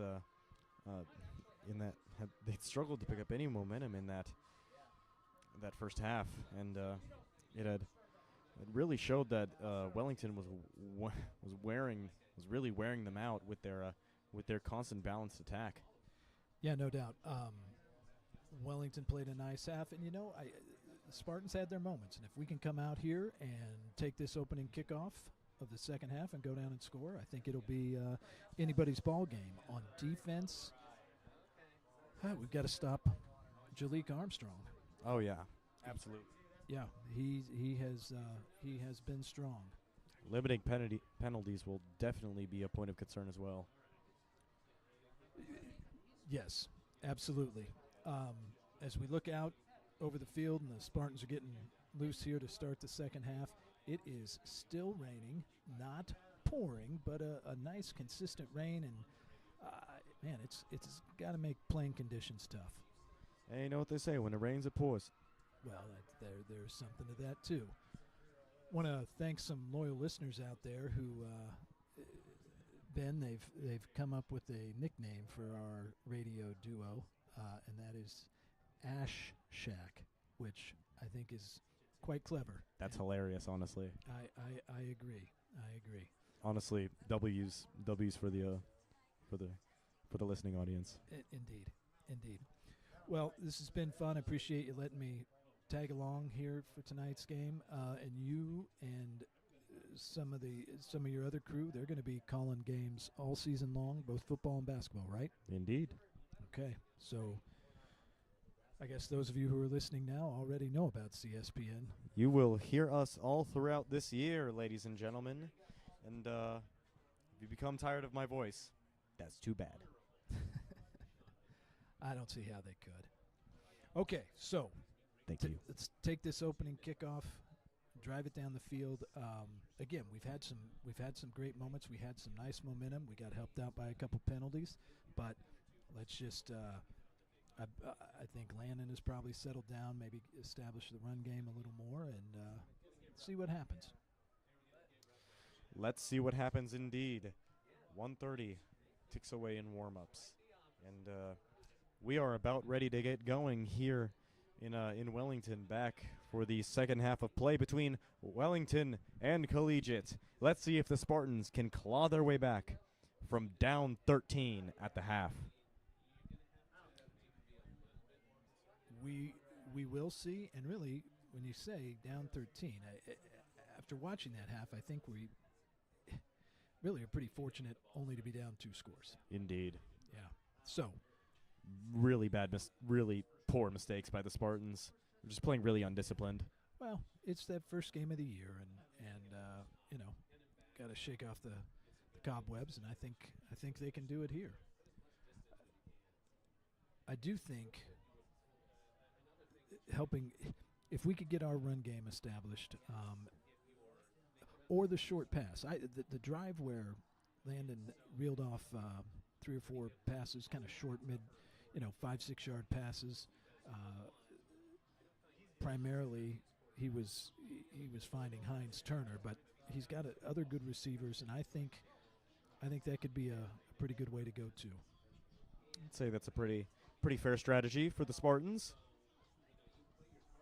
As we are about ready to kick off here for the second half, Spartans receiving after deferring the opening toss. It's number 5, Fisher Elder, to boot it away. We've seen him do a lot of toe kicks. Let's see if he does it again. And it's another toe kick. Oh, it's an onside. Bit of an onside, and a great drop after the catch by Lathal Sukin to avoid something disastrous for the Spartans. Well, so Spartans will start on their 46-yard line. That's good field position. Indeed. So I would love to see the Spartans go for more of a passing attack this drive. We will see. Well, the coaching staff has a plan. Let's see it put into action now. Indeed. Landon Langston in the backfield with Julian Johnson at around the 44-yard line of the Spartans. Langston elects to pass, but it's complete to AJ, but a flag. Yeah, we've got a false start. False start on the Spartans. Not the best way. Not the best way to start with a false start. Like we said, undisciplined play has affected both teams, but more so the Spartans. Yeah, we had trips out to the left there, and I think Logan moved a little early. Indeed. 11:57 remaining in quarter 3, 20-7. The Spartans trying to claw themselves out of a hole. Landon, 1st and 15 at the 39-yard line with Juju in the backfield. He rolls to his left, looking for an option, and it's caught by A.J. Batiste. That was a high ball caught by Batiste, getting about 7 yards. Yes, I believe it was Heinz Turner on the reception. Oh, that was okay. Sebastian. My apologies. Right. New numbers, new team. Everything's everything changes. It's our first game too, right? Indeed. Okay, good pickup there. 2nd and 3. The Spartans moving the ball. 11:25 remaining in this quarter. Landon looks to pass. Gets it to AJ. Good blocking. And he's going to try and take it out of bounds. There we go. And for a first down. Great pickup there. Screen pass to A.J. Batiste. Nice run up the sideline. Great blocking, too. Absolutely. It's like Seabass on the play. Seabass giving him great lead blocking. Really underrated trait of Seabass is how hard he blocks. You know, you see it on a lot of screens. We've seen it a lot. We saw it a lot last year where he grabs on and drives you to the other side of the field like you're a weight sled. And now it's Spartans on the Wellington 32-yard line, first down. Landon, another screen to AJ, incomplete. That was. Now, it was a screen pass. The question is, was it behind the line of scrimmage or was it an incomplete pass? I think that might have been behind the line of scrimmage. And that might be Wellington ball. This would be this would be bad for the Spartans. And it is indeed a turnover to the Crusaders. That is not what you want if you are a Spartan fan or a Spartan player. The undisciplined nature of this team is just showing itself in its full colors. Yeah, that's too bad. It had two really strong plays, 3 strong plays, and now defense is going to have to step up. Lock in, defense. We're looking at you. 22-7. Spartans down by 13, 11:05 remaining in the third. And a very, very, very unfortunate turn of events for the Spartans. They were getting a really nice drive, and Coach Black's not going to be happy about that one. No, and he's pleading his case to the head official, but it doesn't look like it's going to do any good. It's Wellington's ball, 1st and 10. All right, Coach come Black, on, defense. Yeah, just unaware of the situation. So Wellington ball at their own 39-yard line. It's Elmore to Armstrong, and stopped behind the line of scrimmage. Yep. Maybe a loss of 1. Originally a few Spartans there initially, but he evaded the tackles, and he's limping to the sideline. Well, I hate to see anybody get hurt. He looks okay. Probably just took a shot there. Carson Malays came up, made a nice stop. Indeed. Amongst other Spartans. That's some pressure by some good pressure by the Spartans. 2nd and 10. A handoff. Okay, the play action. yeah, that quarterback time. pulled that one back and was throwing it, but we've got a flag on the play. And an error going to the Crusaders. 20-7, 10:28 left in the quarter, and Wellington Wellington makes an error of their own. False start. Take it back 5 yards. One hop this time, and it's 2nd down and 15. And ball's placed on the 34-yard line. Elmore in the backfield. Hands it off. Nowhere to go for, looks like a... Blake Sproul on a nice stop there. Nowhere to run for, looks like it was number 37, Malachi Holloway. Yep. Gains. 3rd and 15. Again, Yep. Wellington no huddle. Here they go. Oh, 3rd and 13. Spartans need something here. Elmore looking to pass. Oh, It's a deep good throw. Really great defense by A.J. Batiste, Yep. denying the pass intended for, looks like that was number 19, Jackson Curry. And it'll bring up a 4th down. Spartans somewhat making up for their mistake. Absolutely. Had to respond, and they did respond. So, Indeed. 9:51. Wellington elects to punt from their 36-yard line. 20-7. Wellington leads. Ethan Iser back deep to receive. well, you hate to start the half with a mistake like we did, but that's a good recovery. And now let's see what we can do here. It's a Good kick. Ister Fumbles. bubbles. Oh no, fumbles on the. Oh my Oh gosh. no! Fumbled all the way and recovered back. Oh, folks, that was something else. But recovered all the way back at around the 15-yard line Yeah, Ethan by Ister. the Wellington Crusaders. If Ister- you're a Spartan fan, that is a lot to take in. Ister bobbled the original kick, fell on it, got hit at the same time. The ball squirted towards Wellington's end zone. Jai Mason Johnson was lost it a little. And, Yeah. Anyway, It's Wellington ball at the Collegiate 15-yard line. Just a really horrible mistake by Collegiate. We've seen those all game, ladies and gentlemen. The rain is definitely affecting. Some people can overcome it, but others cannot. once again, pressures on our defense. Here we go. Now, it's a pass.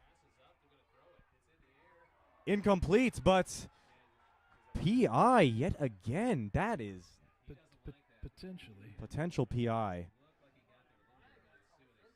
But looks like Dream Roland on the coverage. Really great coverage. It's just these officials are not letting them. These officials do not feel like letting them play tonight. You know, I wonder. I wish I knew more about the rules. I don't know if it's because if they're face guarding and not turning to look back for the ball. I can't tell what it is, but yeah, that's those penalties have been tough for both teams, and this one favors the Crusaders. You take away penalties, the Collegiate pass defense has been stellar this entire game, except for a few little mistakes here and there. Now it's a handoff to Holloway. He breaks one tackle, cuts it to the left, and scores another touchdown for Wellington. 26-7. The Crusaders are coasting their way to a win. Looking by the looks of it. And I think that was actually Jalik Armstrong. That's on the run. yep, that is Jalik Armstrong. 26-7. Glad he was able to get back in there, but sorry that he ran it into the end zone. 9:26 remaining. Pair of touchdowns for Jalik Armstrong, and looks like they want to go for two yet again. The Spartans are scrambling. It's a pass from Elmore, and he is almost brought down and picked off by Batiste in the end zone.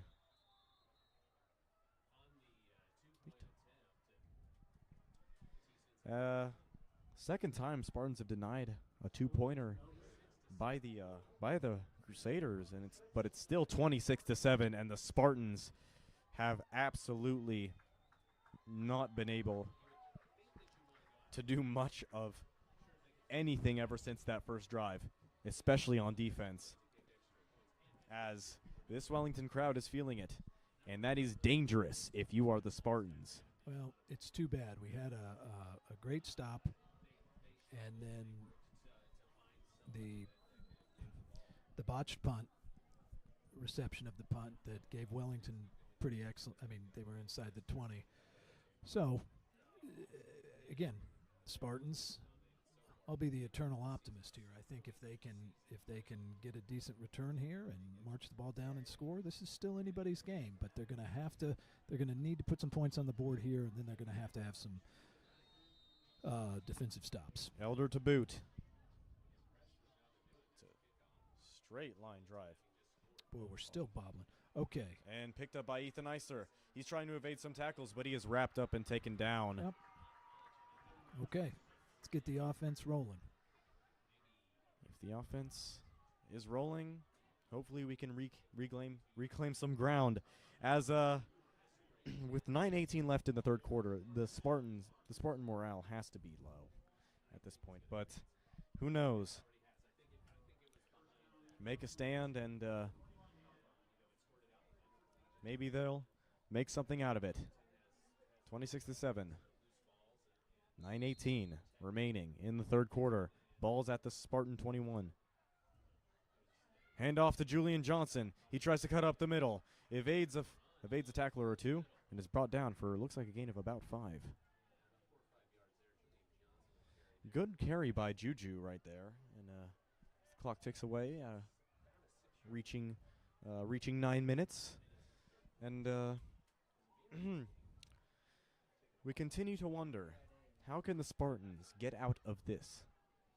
Well, 6 yards at a time. How about that? Indeed, but the Spartans, they need to act now. They need to act quick. It's Langston in the shotgun. Okay, there was a snap there, but that looks like an offsides penalty. We shall see. That ball was snapped well over Landon's head. Again, the ball's slick out there. Indeed. Like we said. Okay. The rain is for some, but not for others. I'll just say that. It's like encroachment on the Crusaders. The rain continues to pour down here in Wellington. 26-7, 8:42 remaining in the third quarter.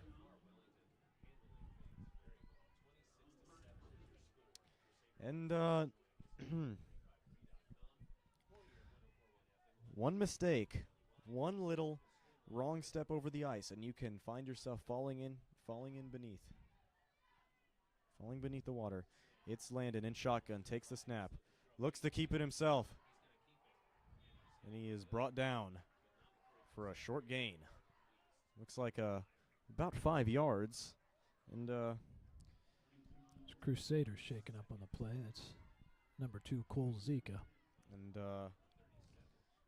second down and 5 at the 37-yard line for the Spartans. And yeah, it's a bit of a struggle here for the Spartans, but they will they'll try their best to claw back. 26-7. 7:40 and another fumble. Landon picks it up, trying to take it himself, looking. Oh. And almost intercepted by 26. Jackson Newman. We're lucky the rain is working in the Spartans' favor for that play. Well, Landon recovered the botch snap, was going to run, saw an open receiver, made a nice throw. It was just a little short. You're right. We're lucky it didn't get picked off. It's 3rd and 5. Pick up a first down and keep going right here. 3rd and 5, 7:32 remaining in the quarter. 26-7. The Spartans, like we said, still scrambling. Still tipping on fofos, wrapped in fofos, tipping fo. And it's a pass by the Spartans looking for A.J. Batiste. Got it for the first. Looked like a first down. Looks like it, and okay. We're still moving. Moving the sticks. And a few good throws by Landon, but you have to take advantage of these weapons if you are the Spartans. You have Seabass and AJ on either side of the ball, and then you have to and then you have Ethan Iser and Logan Clay to receive as well. Mason in shotgun. Julian has some room to run. Oh. He is brought down by the cornerback number six, Ethan Boyd, after a gain of about 2. Yeah, it looks like Julian was going to have some space, and Boyd just made a nice play and swallowed him up.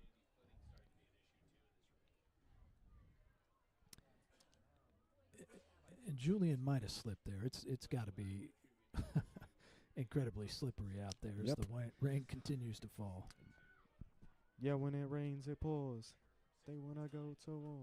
I think that they can. All right, it's Landon in shotgun. And he gets it out to Mason. Bond gets some good yardage. Down, yeah. Brought down by Colton Bannister. So had to look out for him in this game. This linebacker core has put some pressure on these Spartans. But again, we're moving the ball. This is good. Passing game is working for Collegiate so far, but you need something big here to get yourself back in this game because you're down 3 touchdowns, and well, down 3 touchdowns with 6:18 left in the third. That's got to do something to your morale. Now it's Landon in shotgun, looking to pass, receives pressure, looking for Ethan Eisler. Oh, that one is picked off. Picked off by the Crusaders yet again. It was bound to happen at some point, ladies and gentlemen, but looked like an open target for number 6, Ethan Eisler, but tagging him off just at the right point, getting up and getting the ball was looked like number 19 at the Jackson Curry. Yeah. Nice play by the defense. That just Langston's pass just had a little too much air underneath it and allowed the defense to make a play. And you know the Wellington fans have to feel something at this point. They have to feel good about themselves. 26-7. Wellington with the ball. 6:02. Defense. And running back is brought down after a gain of 1 on the play. 1 or 2. Looks like that was looked like Armstrong that time. He's had some game. He has. He's been solid. Now it's balls on the Wellington 35, 2nd and 8. Elmore looking to throw. Gets it away to Kolzika. Incomplete. Yep. 3rd and 8. 26-7. 5:33 remaining in the quarter. The Spartans have capitalized on moments like these defensively, but offensively, it's been a bit of a struggle, ladies and gentlemen. There have been some struggles. But this is a good stand by the defense. Let's shut them down here on 3rd down.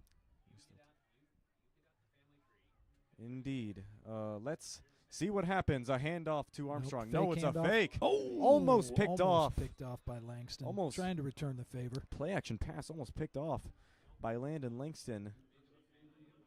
Would have been a superfluous play, but Zika could not properly procure the ball. That he could not. Okay. And another punt. By Wellington. Another punt coming. They've switched. Spartans have switched out the return man. It's number 4, Julian Johnson.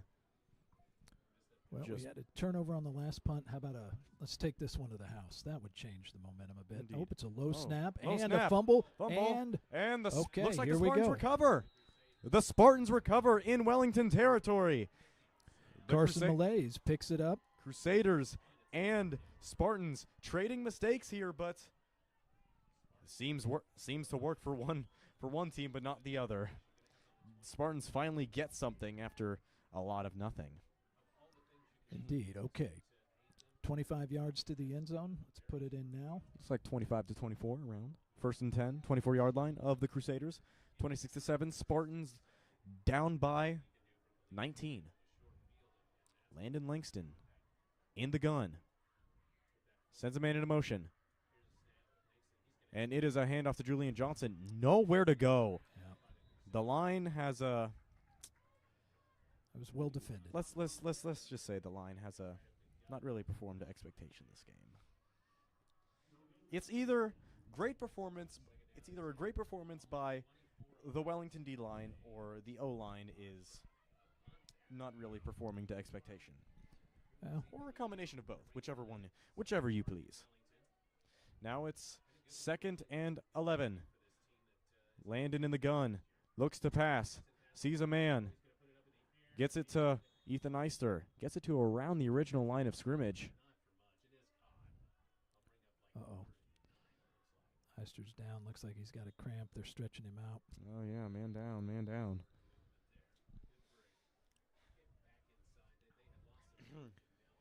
Good catch by Ethan, though. It's a great catch. You know what they say, hand down, man down. Ben, this might be a good time. I've been wanting to comment on this the whole game. I am a big fan of the yard markers here in Wellington. You like the font? The font and their lights. Do we have those? I believe we have those same lights. Oh. It's just... Guess I need to pay attention at the home games. Yeah, there's a bit of a difference between grass and turf. Yes, well, no, it's the down markers that I'm impressed by. I'm glad Wellington has improved their field quality, because last time I was there it was not optimal. Well, it's always had that large crown, but it does look like the field looks in great shape actually, and it's been a wet turf, but it's holding up nicely. Okay, so 3rd and 9 for the Spartans after the turnover. We need a touchdown.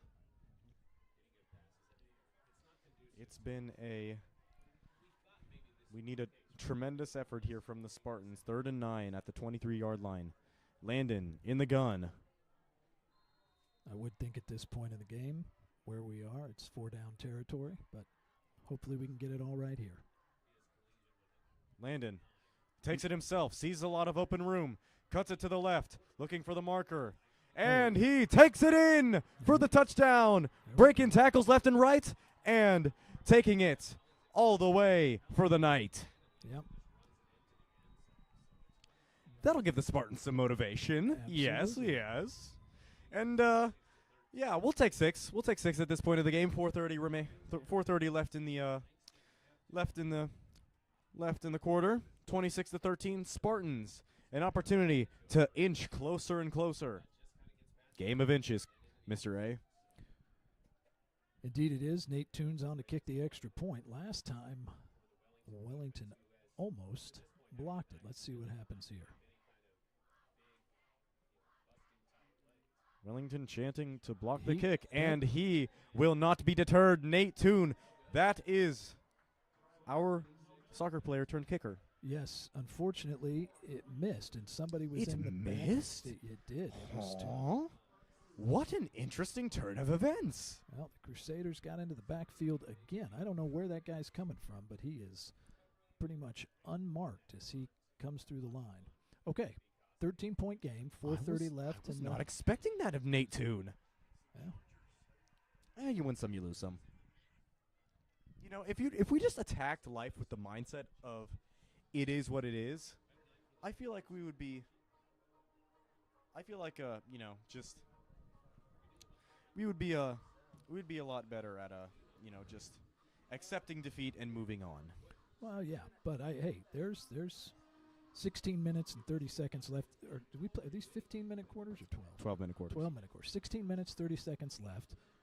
We're down 2 scores. Indeed. Get a stop here, and Spartans have gotten stops. Let's see if they can get 2 more in a row. They really have. They've had 2 great defensive possessions. They couldn't stop Wellington when they had the ball inside the 20, but let's not let them inside the 20 anymore. Here we go. Nate Toon to boot it away. 26-13. Spartans down 13. Good kick. 4:30. Good kick. Good it kick. is Back received. up to his goal line. Come on, big stop here. That's a block. That is back. a very big hole. Very big hole for the Wellington return man. Thought we were gonna see an early stop instead. It is that might have been return man just side, I'm just gonna mosey around here, maybe take it to the 45, and yeah. Well, good stop by Vanderberg. Indeed. Prevented it from going all the way. Okay. Yeah. So Spartans have had troubles with special teams often, especially kickoff, just taking advantage of opportunities. Now it's Elmore in the gun, hands it off to Armstrong. oh, He gosh, breaks a he's so tackle. strong. Yeah. And goes for the first down. Looked like he was dead at the knees, but then his knees were resurrected and went forward for the first down. Yeah. Good run there. It's like that was that Blake Sproul? Blake Sproul on the miss. Unfortunate for the sophomore. And Wellington. Now the quarterback keeper. Elmore taking it himself. He's looking to go to the sideline, and looks like a hold on the play by the Crusaders. Would be going for the first down, but looks like a man is down. Oh, that's. Ooh, Wellington fans are not happy about that one, Mr. A. Who was that? That is a great block. That's That is a great block. A.J. Batiste, little shaken up. Hopefully it's just, again, cramps. He's limping off, but he looks okay. Yes, A.J. Batiste recently got offered by the Drake Bulldogs to play football. It was congratulations to A.J. and on his journey through just gaining notoriety among not notoriety, just Oh, he's a heck of an athlete. yes, just making waves in recruiting. So Wellington picks up the first down, but does get backed up to the 38 after the hold. Spartans looking to get a stop. It's Elmore. He's taking it himself. It's almost wrapped up. Wow. Spartans have been doing quite a poor job of wrapping up this game on defense. He had evaded a few tackles and made it for the first down. And it's not a great sign for the Spartans, honestly. Not showing much fight. Let's see if they have a little bit left in them. Tell you what, this Elmore, sophomore quarterback, is really doing a nice job. Okay, and that is a pass interference call. definitely. That is the third one that's happened this game against the Spartans. Ladies and gentlemen, we do not condone pass interference calls here against the Spartans, but we do see the necessity in them. Yeah, that was 'Twas a PI. certainly seemed to be. Looks like he had a step on him. Like the cornerback had a good grip on his man. It's just overstepping a little bit. Yeah, they are. So Wellington finds themselves inside the Spartan 20-yard line again. Yet again. All right, let's see if we can get a Wellington turnover here. Wellington run game has had no answer from the Spartans. It's a pass. And another PI, this time against Julian Johnson. I'm starting to think the officials don't really like tight man coverage. It's just, well, yeah, I think that's it. I think that we're not turning to look at the ball, Yes. and we're just we're and making contact, and whether the contact is early or not, if you don't turn around, they're going to throw the flag, or certainly they're going to throw the flag tonight. Indeed. And a PI call yet again. What's that, fourth PI call on the Spartans this game? Second in a row. I mean, I thought our secondary was I thought our secondary had straps, but maybe we're too strapped. Oh, now here's And a jet sweep. Takes looks like that's a Julian Johnson prevents a touchdown, but we may have a flag. an illegal block here in the backfield. That was Jackson Curry taking the jet sweep all the way. Looked like to the 1 yard line. A flag on the play this time. That might back the Crusaders up, and it's a hold on the Crusaders. Replay a first down off of the spot of off the previous spot. So Spartans Collegiate having some opportunities to disrupt the Crusaders. It's just not coming to fruition at this point. Wellington in the shotgun. It's Elmore. Okay, now that And that is called good defensive coverage by Julian Johnson. And the difference there was Julian turned and looked for the ball. Indeed. So Julian Johnson rejecting the ball from Elmore. Yep. And putting the straps on Jackson Curry. Yep. Lesson learned. Yes. And now it's 3:07 remaining in the quarter. 26-13. The Spartans down by 13. It's a sweep to number 4 Armstrong, and he breaks a couple tackles, and it's a good strong run. It's going to be a first down and goal to go for Wellington. And Armstrong has been the answer for the Crusaders all night. When they've needed it, he has picked up the first down. Indeed. Not letting the Spartans breathe once. Breathe. I was bored by the jet, made a million. And here he goes. And here he goes again. Another touchdown. You know, Ben, I wonder if this hurry-up offense or this huddleless offense is something the Spartans were expecting. I think they've had some trouble with it. They have definitely had some trouble keeping up with Wellington's pace, and looks like their guys are getting tired out there. You know, not having enough depth is a bit of a problem if you have an opponent that is built to wear you out. And you see Armstrong taking it in. Spartans look tired. Now it's Elmore on the 2-point conversion, trying to take it in, but he goes nowhere. Going nowhere is Colton Elmore. Oh, but there is a flag. Flag on the play yet again. Seen a lot of those. A lot of yellow on the field this game. Certainly this quarter. Indeed. 32-13. Spartans down 19 yet again with 2:51 remaining in this third quarter. The fourth quarter is always a new opportunity to do something right. Well, and still 3 minutes left in this one. If we could go down and score, and it's a 2-score game going into the last quarter, anything can happen. Anything could happen. There's quite a conference about this flag. Not sure. Maybe they're deciding if they're going to assess it on the kickoff or what they're going to do here. The elder statesmen of the game, The officials, yes. conferring about the yellow that we see on the field. We know it's not pass interference. I mean, with these refs, it's a little bit. By the way, we do not condone.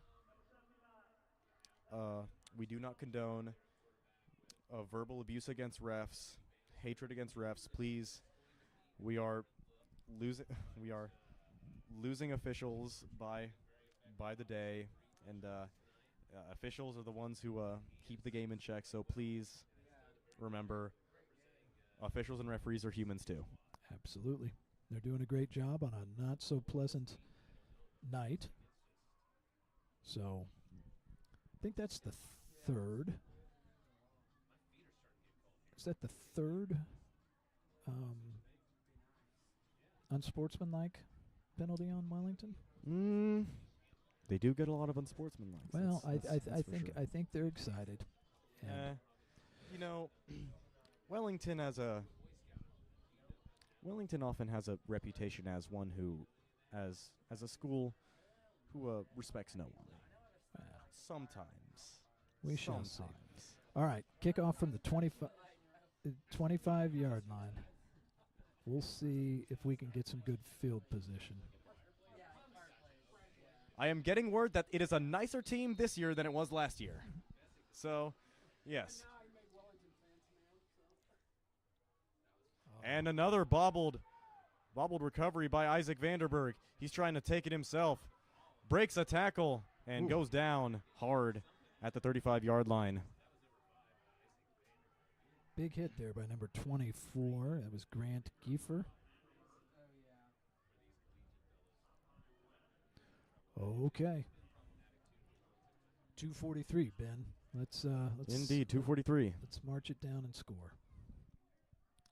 32-13, Wellington up by 19 with with the Spartans back on their own 35-yard line. A budding rivalry between these two teams we've seen in the past, say, 2 years. Langston nowhere to go and sacked. Brought down by an array of Crusaders.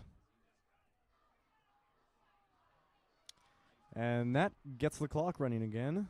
2:25 remaining in the third. 32-13. These Wellington fans they might feel something in the air. Brings them back to the 30-yard line. It's second down and 15. Like we said, a bit of a rivalry brewing between these two teams in the past, say, 2 or 3 years. In my opinion, you could really trace it back to the 2023 boys varsity basketball game against Wellington at home, where Wellington beat the Spartans for the first time in school history in boys basketball. I am sure that you are correct there. If I remember right, was the Spartans have a big lead early, and then Wellington came back? Big lead early, and it ended in a buzzer beater, and not a Spartan buzzer beater. Yeah. Well, the Spartans have called timeout. I think they know that they need some points on this drive. Indeed. I'm sure Coach Black has a special play he's ready to pull out, and hope that we can see some forward momentum here. Can Coach Black pull a rabbit out of a hat? Is Coach Black a secret magician? I think so. Can Coach Black abracadabra and give us a win? Landon in shotgun at the 30-yard line. Oh, no, and it is another bad snap, and he is down. sacked yet again. So every time we start to take a step forward, unfortunately, we take a step back. Yes. It's tough. That's tough, and That's Cole Zika on the stop. The Bigs on the big sack. Third down and 35. Things looking bleak for the Spartans. Can they scrape together something special here to make it 7 in a row?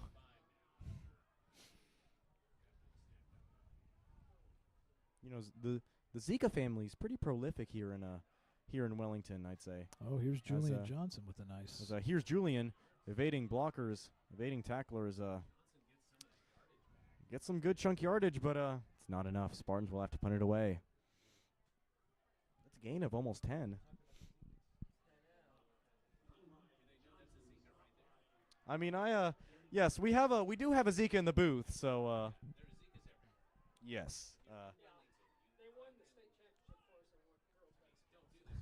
Yes, a little bit of a. Yes, we are being given word to not insult the Zika family while in Wellington, as there might be consequences, you know. And a pooch punt by Landon Langston, and it falls around the 43-yard line of the Wellington Crusaders. Well, we're going to head into the fourth quarter here. Well, there's 15 seconds left, so we'll at least get one play left in the third quarter, and it is getting down to crunch time for the Spartans. Need to just pretty much have to have a stop here. Yes. Turnover would be great.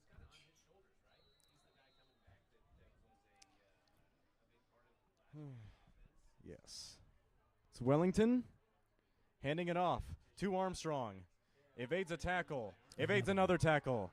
It's often it often seems like Jamar Armstrong or Jalik Armstrong is the catalyst to this Without this question. whole He's been whole offense. He's been a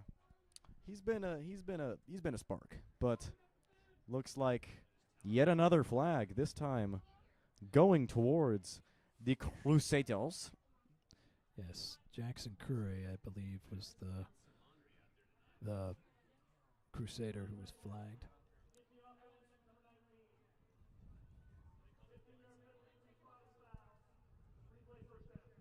And the Dukes take a trot back about, say, 5 yards. Yep. Looks to be about 5 yards. 1st and 15 for the Crusaders. 6 seconds remaining. And Spartans looking to get something going. Elmore hands it off. Nope, he keeps it. And he keeps it himself. And he is brought down for the first by Landon Langston. And almost seems a little bit easy for the Crusaders at this point. Well, and when you've got Armstrong running the ball like he has been, it becomes a great decoy. And the quarterback, who's really done a nice job, the sophomore's done a great job, and good run there. So here we go into the fourth quarter. We need a turnover. We need some quick points. And we know the Spartans will keep battling, but it's if we're going to get a victory tonight, we're going to have some little bit of magic. Indeed. You always when you have such a balanced offense, it's always difficult for an opponent to try and pick off one area of your game to exploit. But for Wellington, it's been balanced, and it's been maybe a few penalties their way, but yeah, but we've had some help with the penalties too. And but to your point, I think they have been able to throw and run, and Spartans have been forced to throw a little more, maybe than they've wanted to. Although at times the passing game has been effective, but it's been a little one-sided. Julian's had some nice runs though. Yes, good runs by Julian Johnson. Some good throws by Landon Langston. It's a pass by Elmore, caught and brought down right at the line of scrimmage. Looks like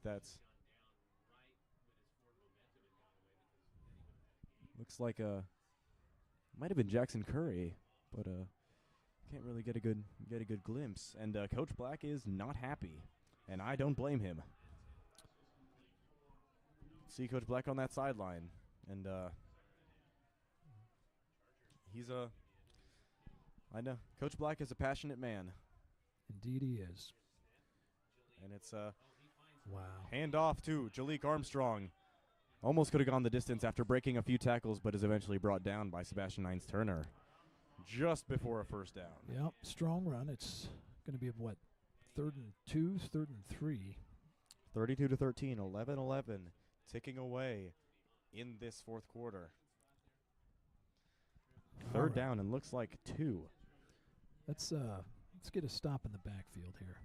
Hope. Gotta hope. Elmore in the backfield with Armstrong. He simply hands it off. Or no, he takes it himself. Wow. Strong run. And there is a fight to this Wellington team. You bet. A fight that the Spartans would not like to admit they might have been a bit overpowered by in this game. Yep. Well, Elmore's helmet came off. He's going to have to come out for this play. Number 2, Cole Zika. Yep. There we go. Another Zika. Mm-hmm. He's going to be quarterback for this down, it looks like. Yep, a lot of Zikas. A lot of Zikas in Wellington. Now we've got a Let's give regard to Wellington in some way as they are our rivals. They did props to their girls team for winning state in basketball last year. yeah As a tremendous basketball team, and hey, their football team has played well tonight. yes, played well. A little bit better than we hoped, but I mean, Yeah. you have to give credit where credit is due. Indeed. Okay, there's a timeout. Wellington has called timeout. 10:16 left in the game. 30 First and 10 on the 34-yard line. 32-13.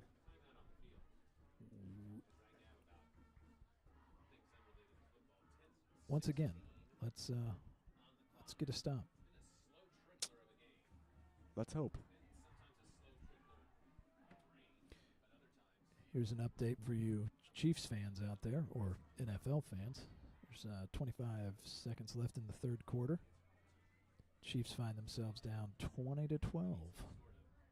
Indeed. Little unfortunate if you're a Chiefs fan, but Well, it just goes to show, even the Super Bowl champs, former Super Bowl champs. former Super Bowl champ. Well, yeah, I guess this last year they weren't. But a heck of a team struggling on their opening game. It happens. Indeed. It indeed happens.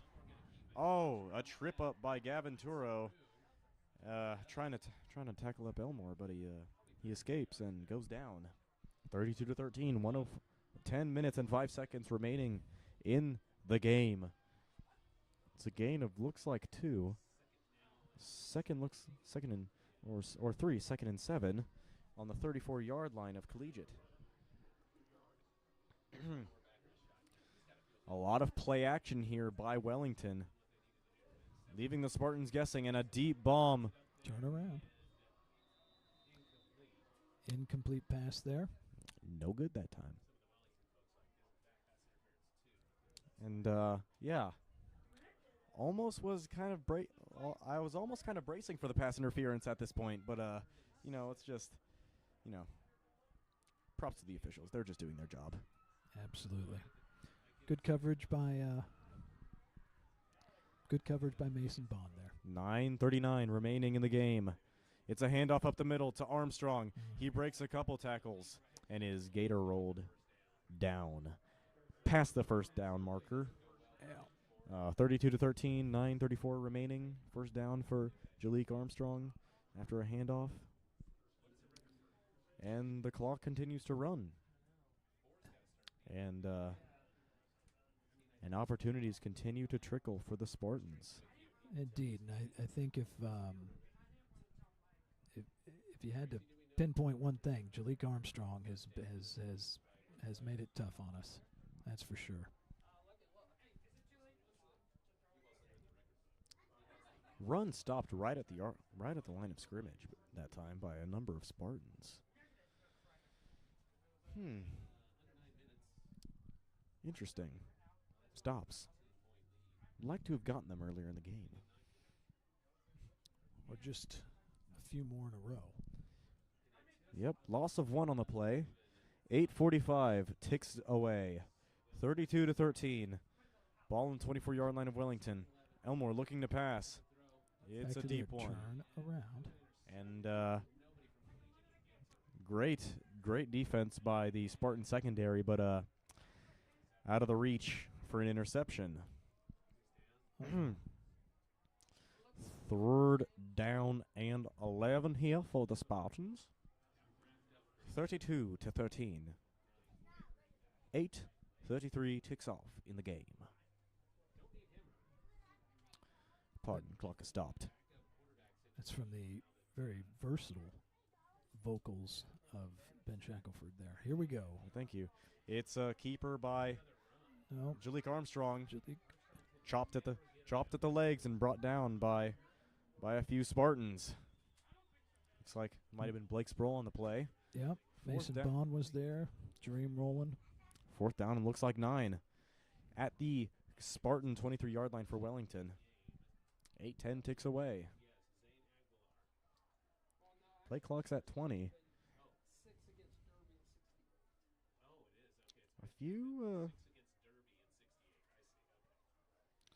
a few play clock issues earlier in the game, but none right now. Elmore looking to pass. That's overthrown. Overthrown and Okay. So turnover on downs. Spartans get something back. And 7:48 remaining in the game. 32-13. Can the Spartans are looking for something at least. Yeah. I'd really like it if the this is just me, but I would really like it if the Spartans would start airing out the ball. Just, letting Landon show off his arm talent. Yeah. Well, I think that would be great. I think a nice sustained drive. I know we have time is not our friend here, but I think a good solid drive would also be helpful. Bit of miscommunication. Yep. Play clock ticking down. 3, 2. Get it off just in time. Landon. And goes nowhere. No. Not the best blocking. Saw the gap before it was even chosen. No gain on the play. 2nd and 10 from the Spartans' 23-yard line, 32-13. 7:30 ticks away, and the Spartans' hopes might just be ticking away with them.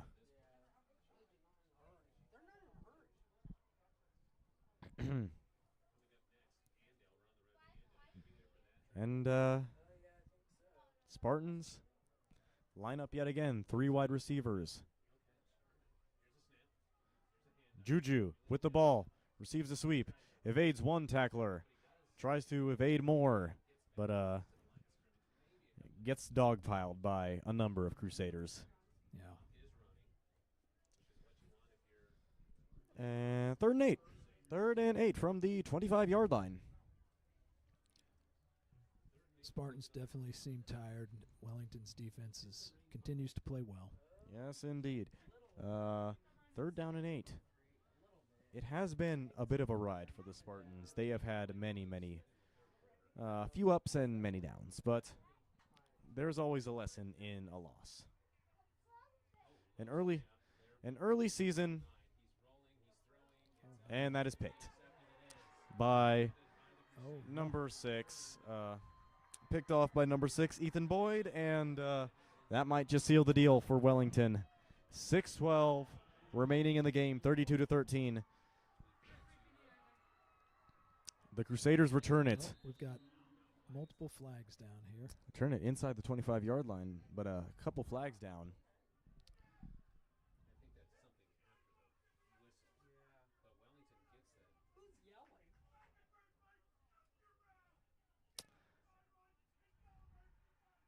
And a few very vocal Wellington fan.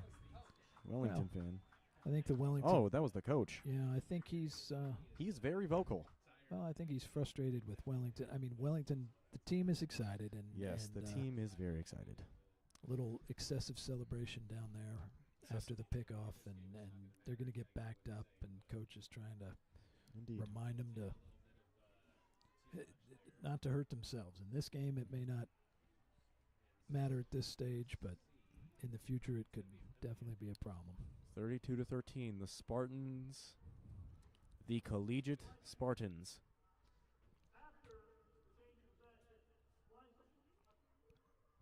Might just see their first game tick away and turn to 0-1.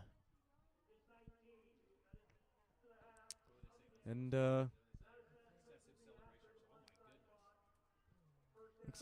looks like it's an excessive celebration penalty on Wellington. And 32-13, the Spartans are back on defense yet again. 6:12. And you could see why the coach was frustrated.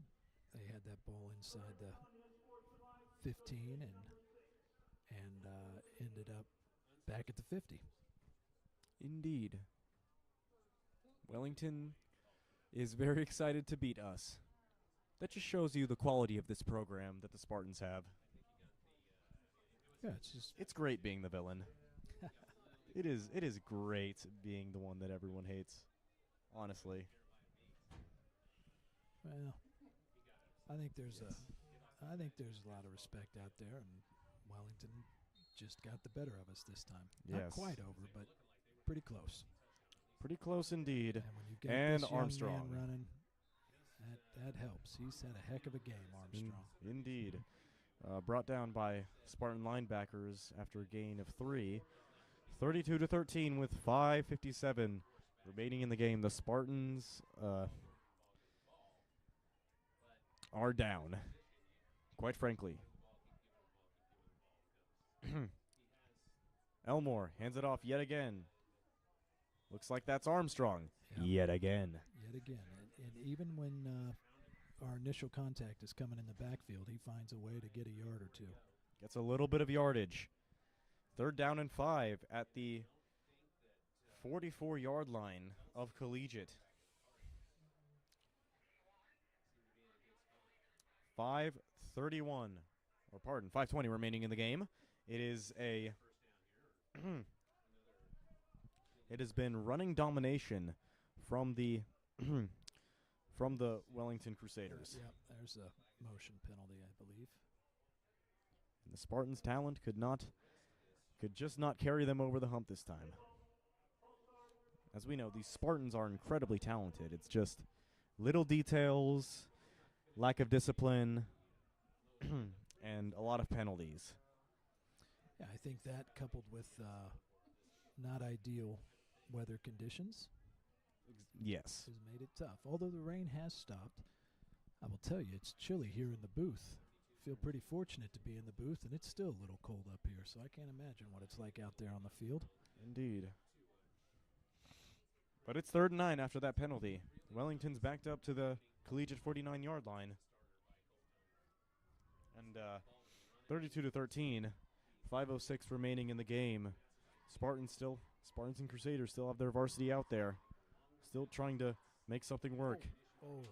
Passes almost Picked off and then almost into the bucket. almost. Almost into the bucket, a.k.a. the hands of Jamar Armstrong, and the Crusaders punted away. 4th and 9, 40 on the Spartan 49-yard line. Elder to punt it away yet again.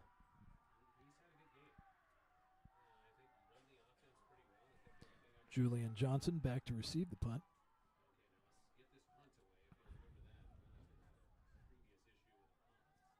As they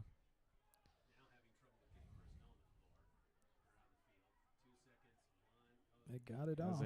They did get it off. It's a high punt, and it jumps and jives all the way down to the 25-yard line. And Collegiate takes over yet again. And 35-13, 4:52 remaining in the game. The Spartans will hopefully show a little bit more oomph in this drive than they have shown in this game.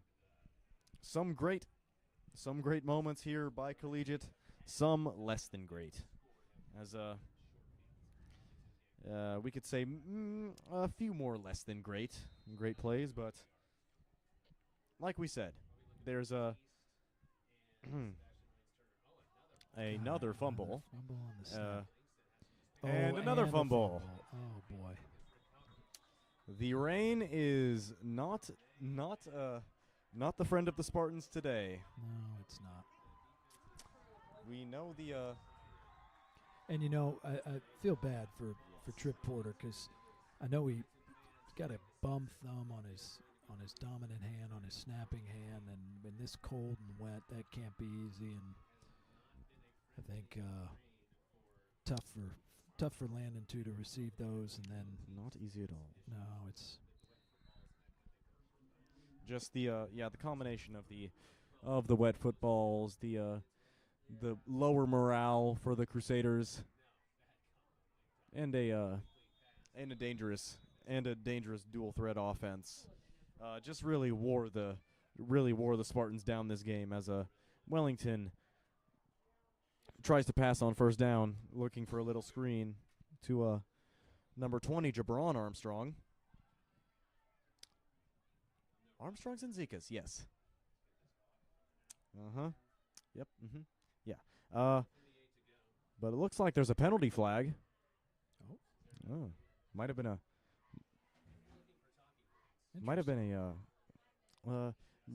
don't know what the penalty is, but it looks like 2nd and 15 as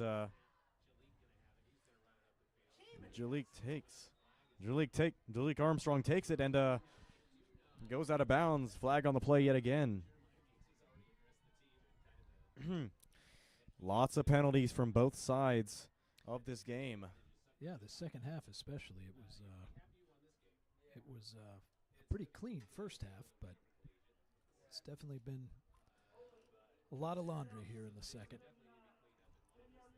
Often and a 10-yard penalty from the hold, and another long second down for the Crusaders.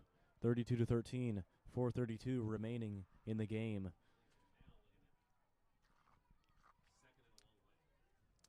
And some takeaways from the Spartans from this game I feel would be take care of the ball. That's one of the main points, I'd say. I think so. I think obviously it hasn't been what the Spartans wanted. That's going to be another pass. And that is another PI. 5th PI of the game for the Spartans. Enough ring. A ring for every finger, yes. A PI for every finger, yes. Well, unfortunate. Mason Bond, he was playing so good. He's playing so well this game on the defensive end. So it's just unfortunate to see that. Come upon him. And it is definitely a shame that the Spartans were not able to come and really display more oomph than the Crusaders, but and we'll see how they respond next week, right? Yes. I mean, every season's going to have some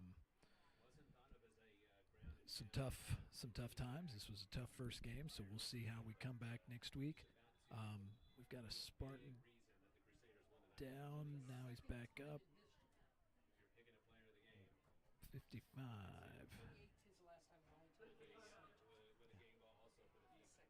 Yes.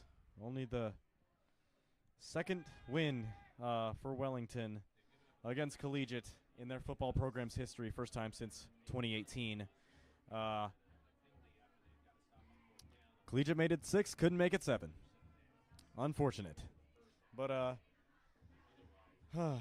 4:07 remaining in the game. This game is definitely dragging on for a while. It seems like we've been in the 4-minute area for about 40 minutes. Yes, it has moved kind of slow. I think that's probably to be expected on the first game out of the gates as well.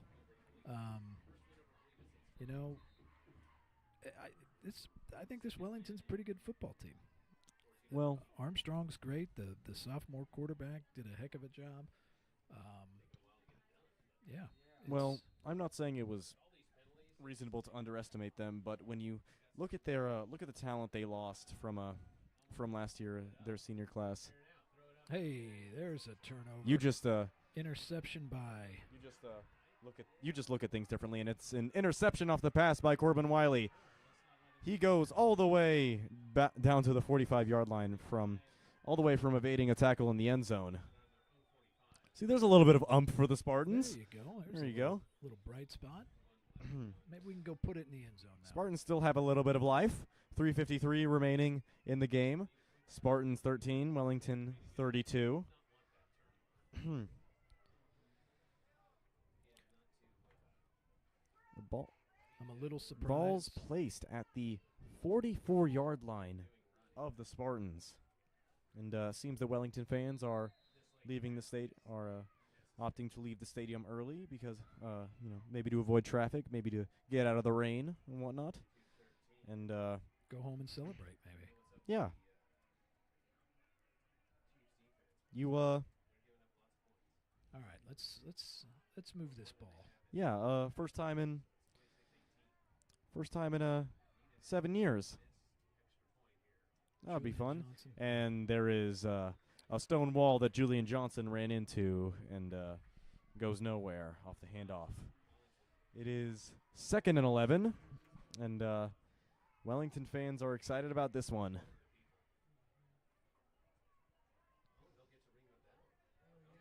It is an unfortunate day for the Collegiate Spartans today.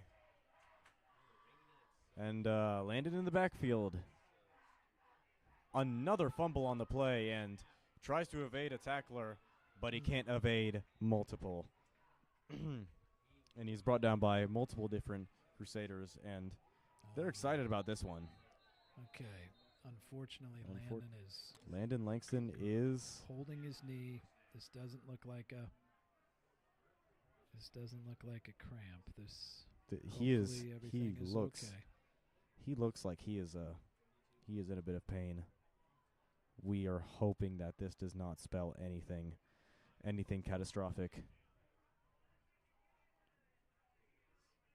He is he's been on the ground for a minute. Ouch! This would certainly be This is definitely not the scene you want to see for either team. Starting quarterback go down. Any player going down is a sorrowful sight to see. So it's not something we joke about here. no. Not something we take lightly.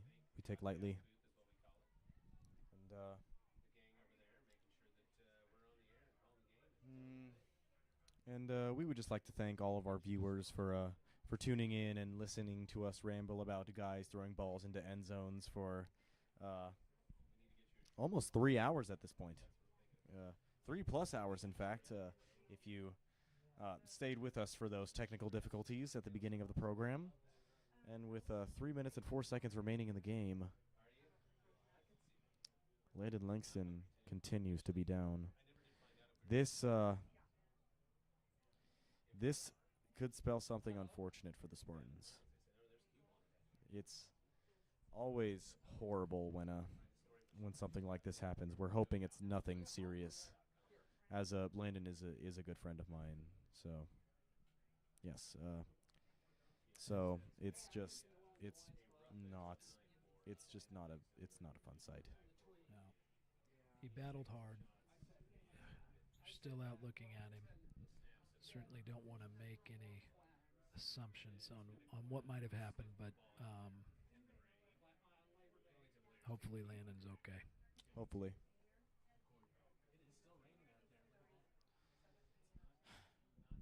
It's a shame. It's the duality of sports. You go out there, you try your hardest, you go, you put up some big stats, but then you lose the game and walk away with something serious, and that is unfortunate. That's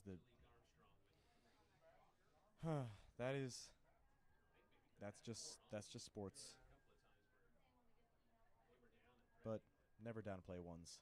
You should never use one's misfortune as your enjoyment. That's just a fact of life. The knees are still down for both sides, as there's a small group of people huddled around Landon Langston. Please give your thoughts and prayers to Landon Langston at this moment, as we hope that this is nothing horrible. So please give out your thoughts and prayers to Landon Langston at this point.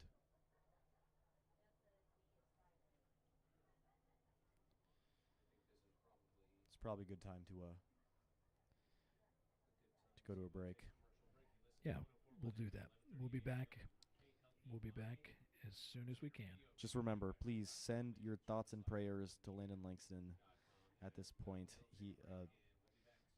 I've been through something similar to what he might be going through, and it's not fun. So please keep him in your hearts tonight, ladies and gentlemen.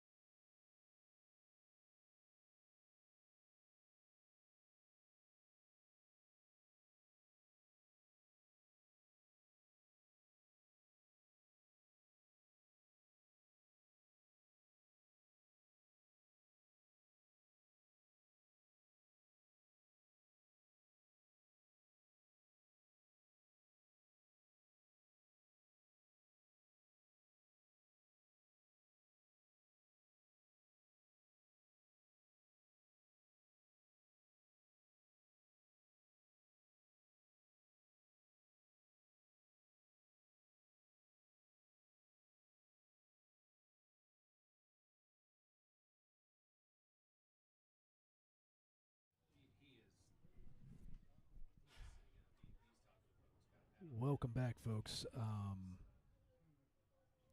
Landon Langston is heading off the field. He's on a stretcher. He's got his right leg isolated. Team's coming over to wish him well, and it's an unfortunate occurrence.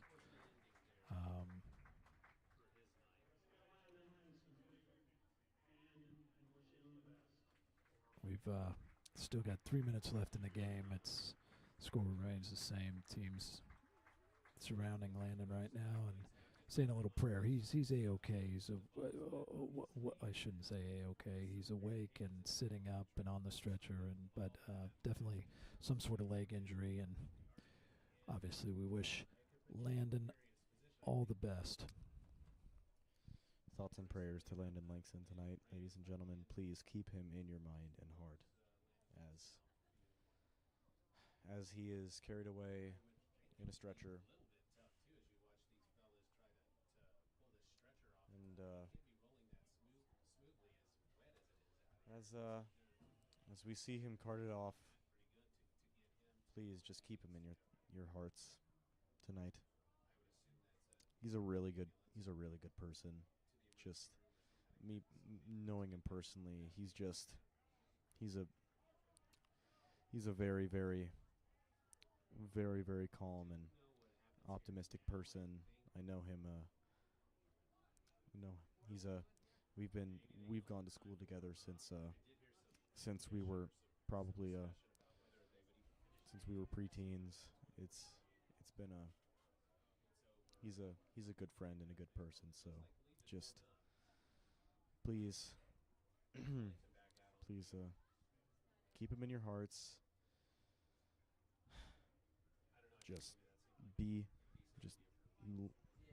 Let him, just send him love if you can. I've gone through something similar in my experience as an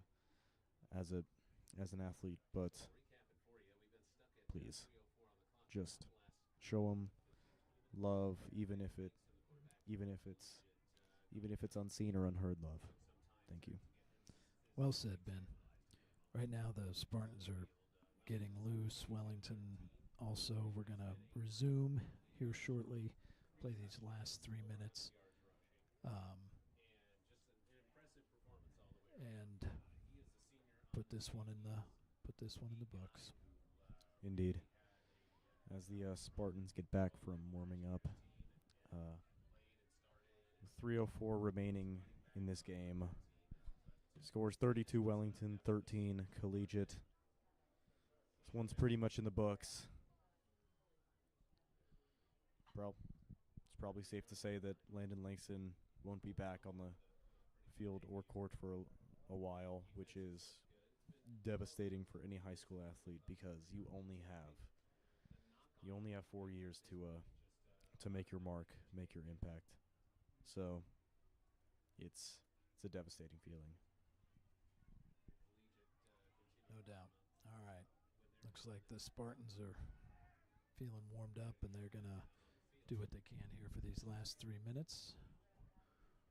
Wellington is waiting patiently on the defensive side of the ball. Indeed, and Wellington will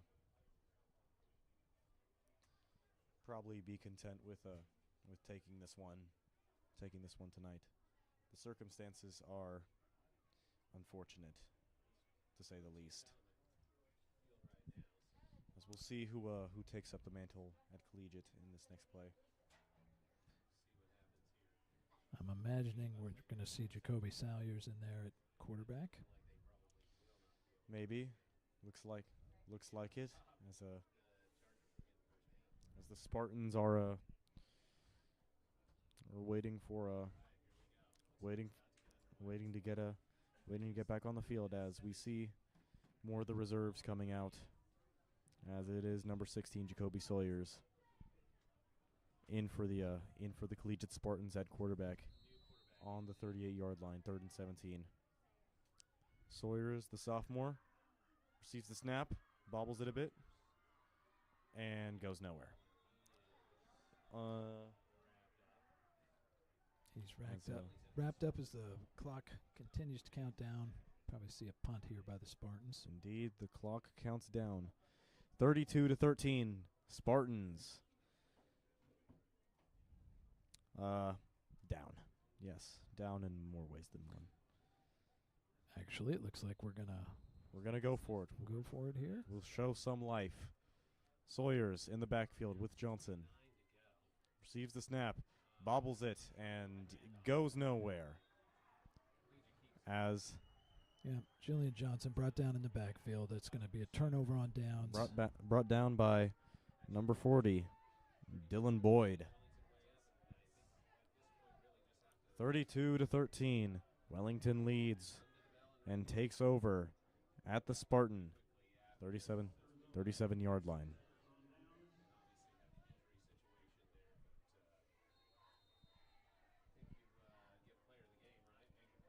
It is there are unfortunate circumstances in this game that are rather not spoken of. And we see the Wellington reserves coming into the game.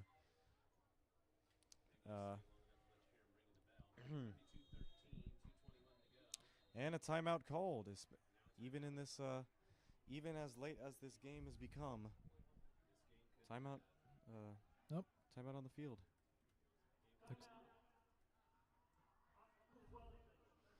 And with 2:21 left in the game. Call the timeout, but I think they're just going to snap it away. Indeed. Let's take this chance to thank everybody out there who's been listening. Fumble on the play. Oh. Quarterback is wrapped up by the Spartan D-line. First on the scene was number 77, Blake Dudley. And the Crusaders will probably be very content with letting this clock roll away. Indeed. Thanks to everybody out there who listened tonight. Sorry for the long broadcast and Indeed for the injury there. Special shout out to Aiden Walsh, alumnus of Wichita Collegiate, who's listening out there tonight. Hope you've enjoyed the broadcast. Sorry we didn't have a better result. Ball's on the turf again. And fumble on the play yet again by the Crusaders, and it's recovered by the Spartans with 1:32 remaining in the game. Yeah, that was. And we can see that collegiate Spartans are still not giving up. Even down 19 with 1:32 remaining in the game. They still show some fight, and they're on their own 47-yard line. Sawyer's in the game. Another bad snap. He's looking to run it himself. Escapes a tackle and cuts it in the middle. Oh. Nice evasion from Jacoby Sawyers, and clock ticks down to 1:15, 32-13. Yeah, nice run there. And 1:02 remaining in the game, 32-13. The Spartans are maybe looking for a little bit of yardage to hang their hat on in this game. When we reflect on this game, what will we remember most? And it's to Julian Johnson, the handoff, and he gets a first down. Clock stops. I think 42 seconds. Yeah, I think he went out of bounds there. Went out of bounds. Looks like number 14, the freshman, Caleb Brakins, comes into the game at running back. So we see some underclassmen. On the front line there, including number 10, Jai Johnson, brother of Julian Johnson. Well, and we've got a penalty on the Spartans. That's going to back us up. A penalty in this economy? Probably shouldn't joke at this point. Yes. It has been So it's been a long football game. It's been an extremely long football game. It has gone on for around almost 3 hours. And it's Caleb Reagans with the handoff, trying to cut it to the right. Good run. Escaping Good a couple run. tacklers. Great run by Caleb Reagans, getting the first down. And clock is stopped with 31 seconds left. Don't know. There's much of a point to that. Just for the first down. Just for a first down. There And the clock winds down, and that'll probably be it. The Spartans are content with that's going to do it. letting the clock wind down, and that will do it. The Spartans walk into Wellington, Kansas, and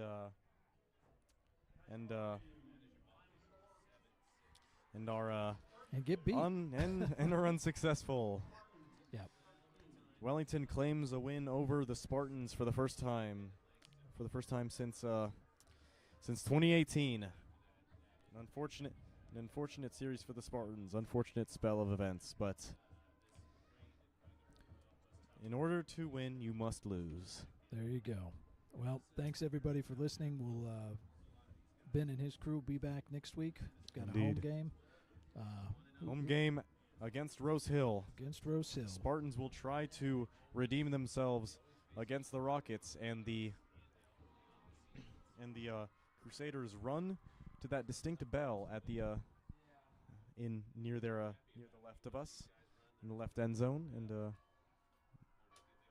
they're gonna ring it. Yeah, the bell is ringing. Well, see you guys next Friday. Yep. I'm Ben Shackelford. Chris Ashbrook. Thanks for listening. Thank you so much.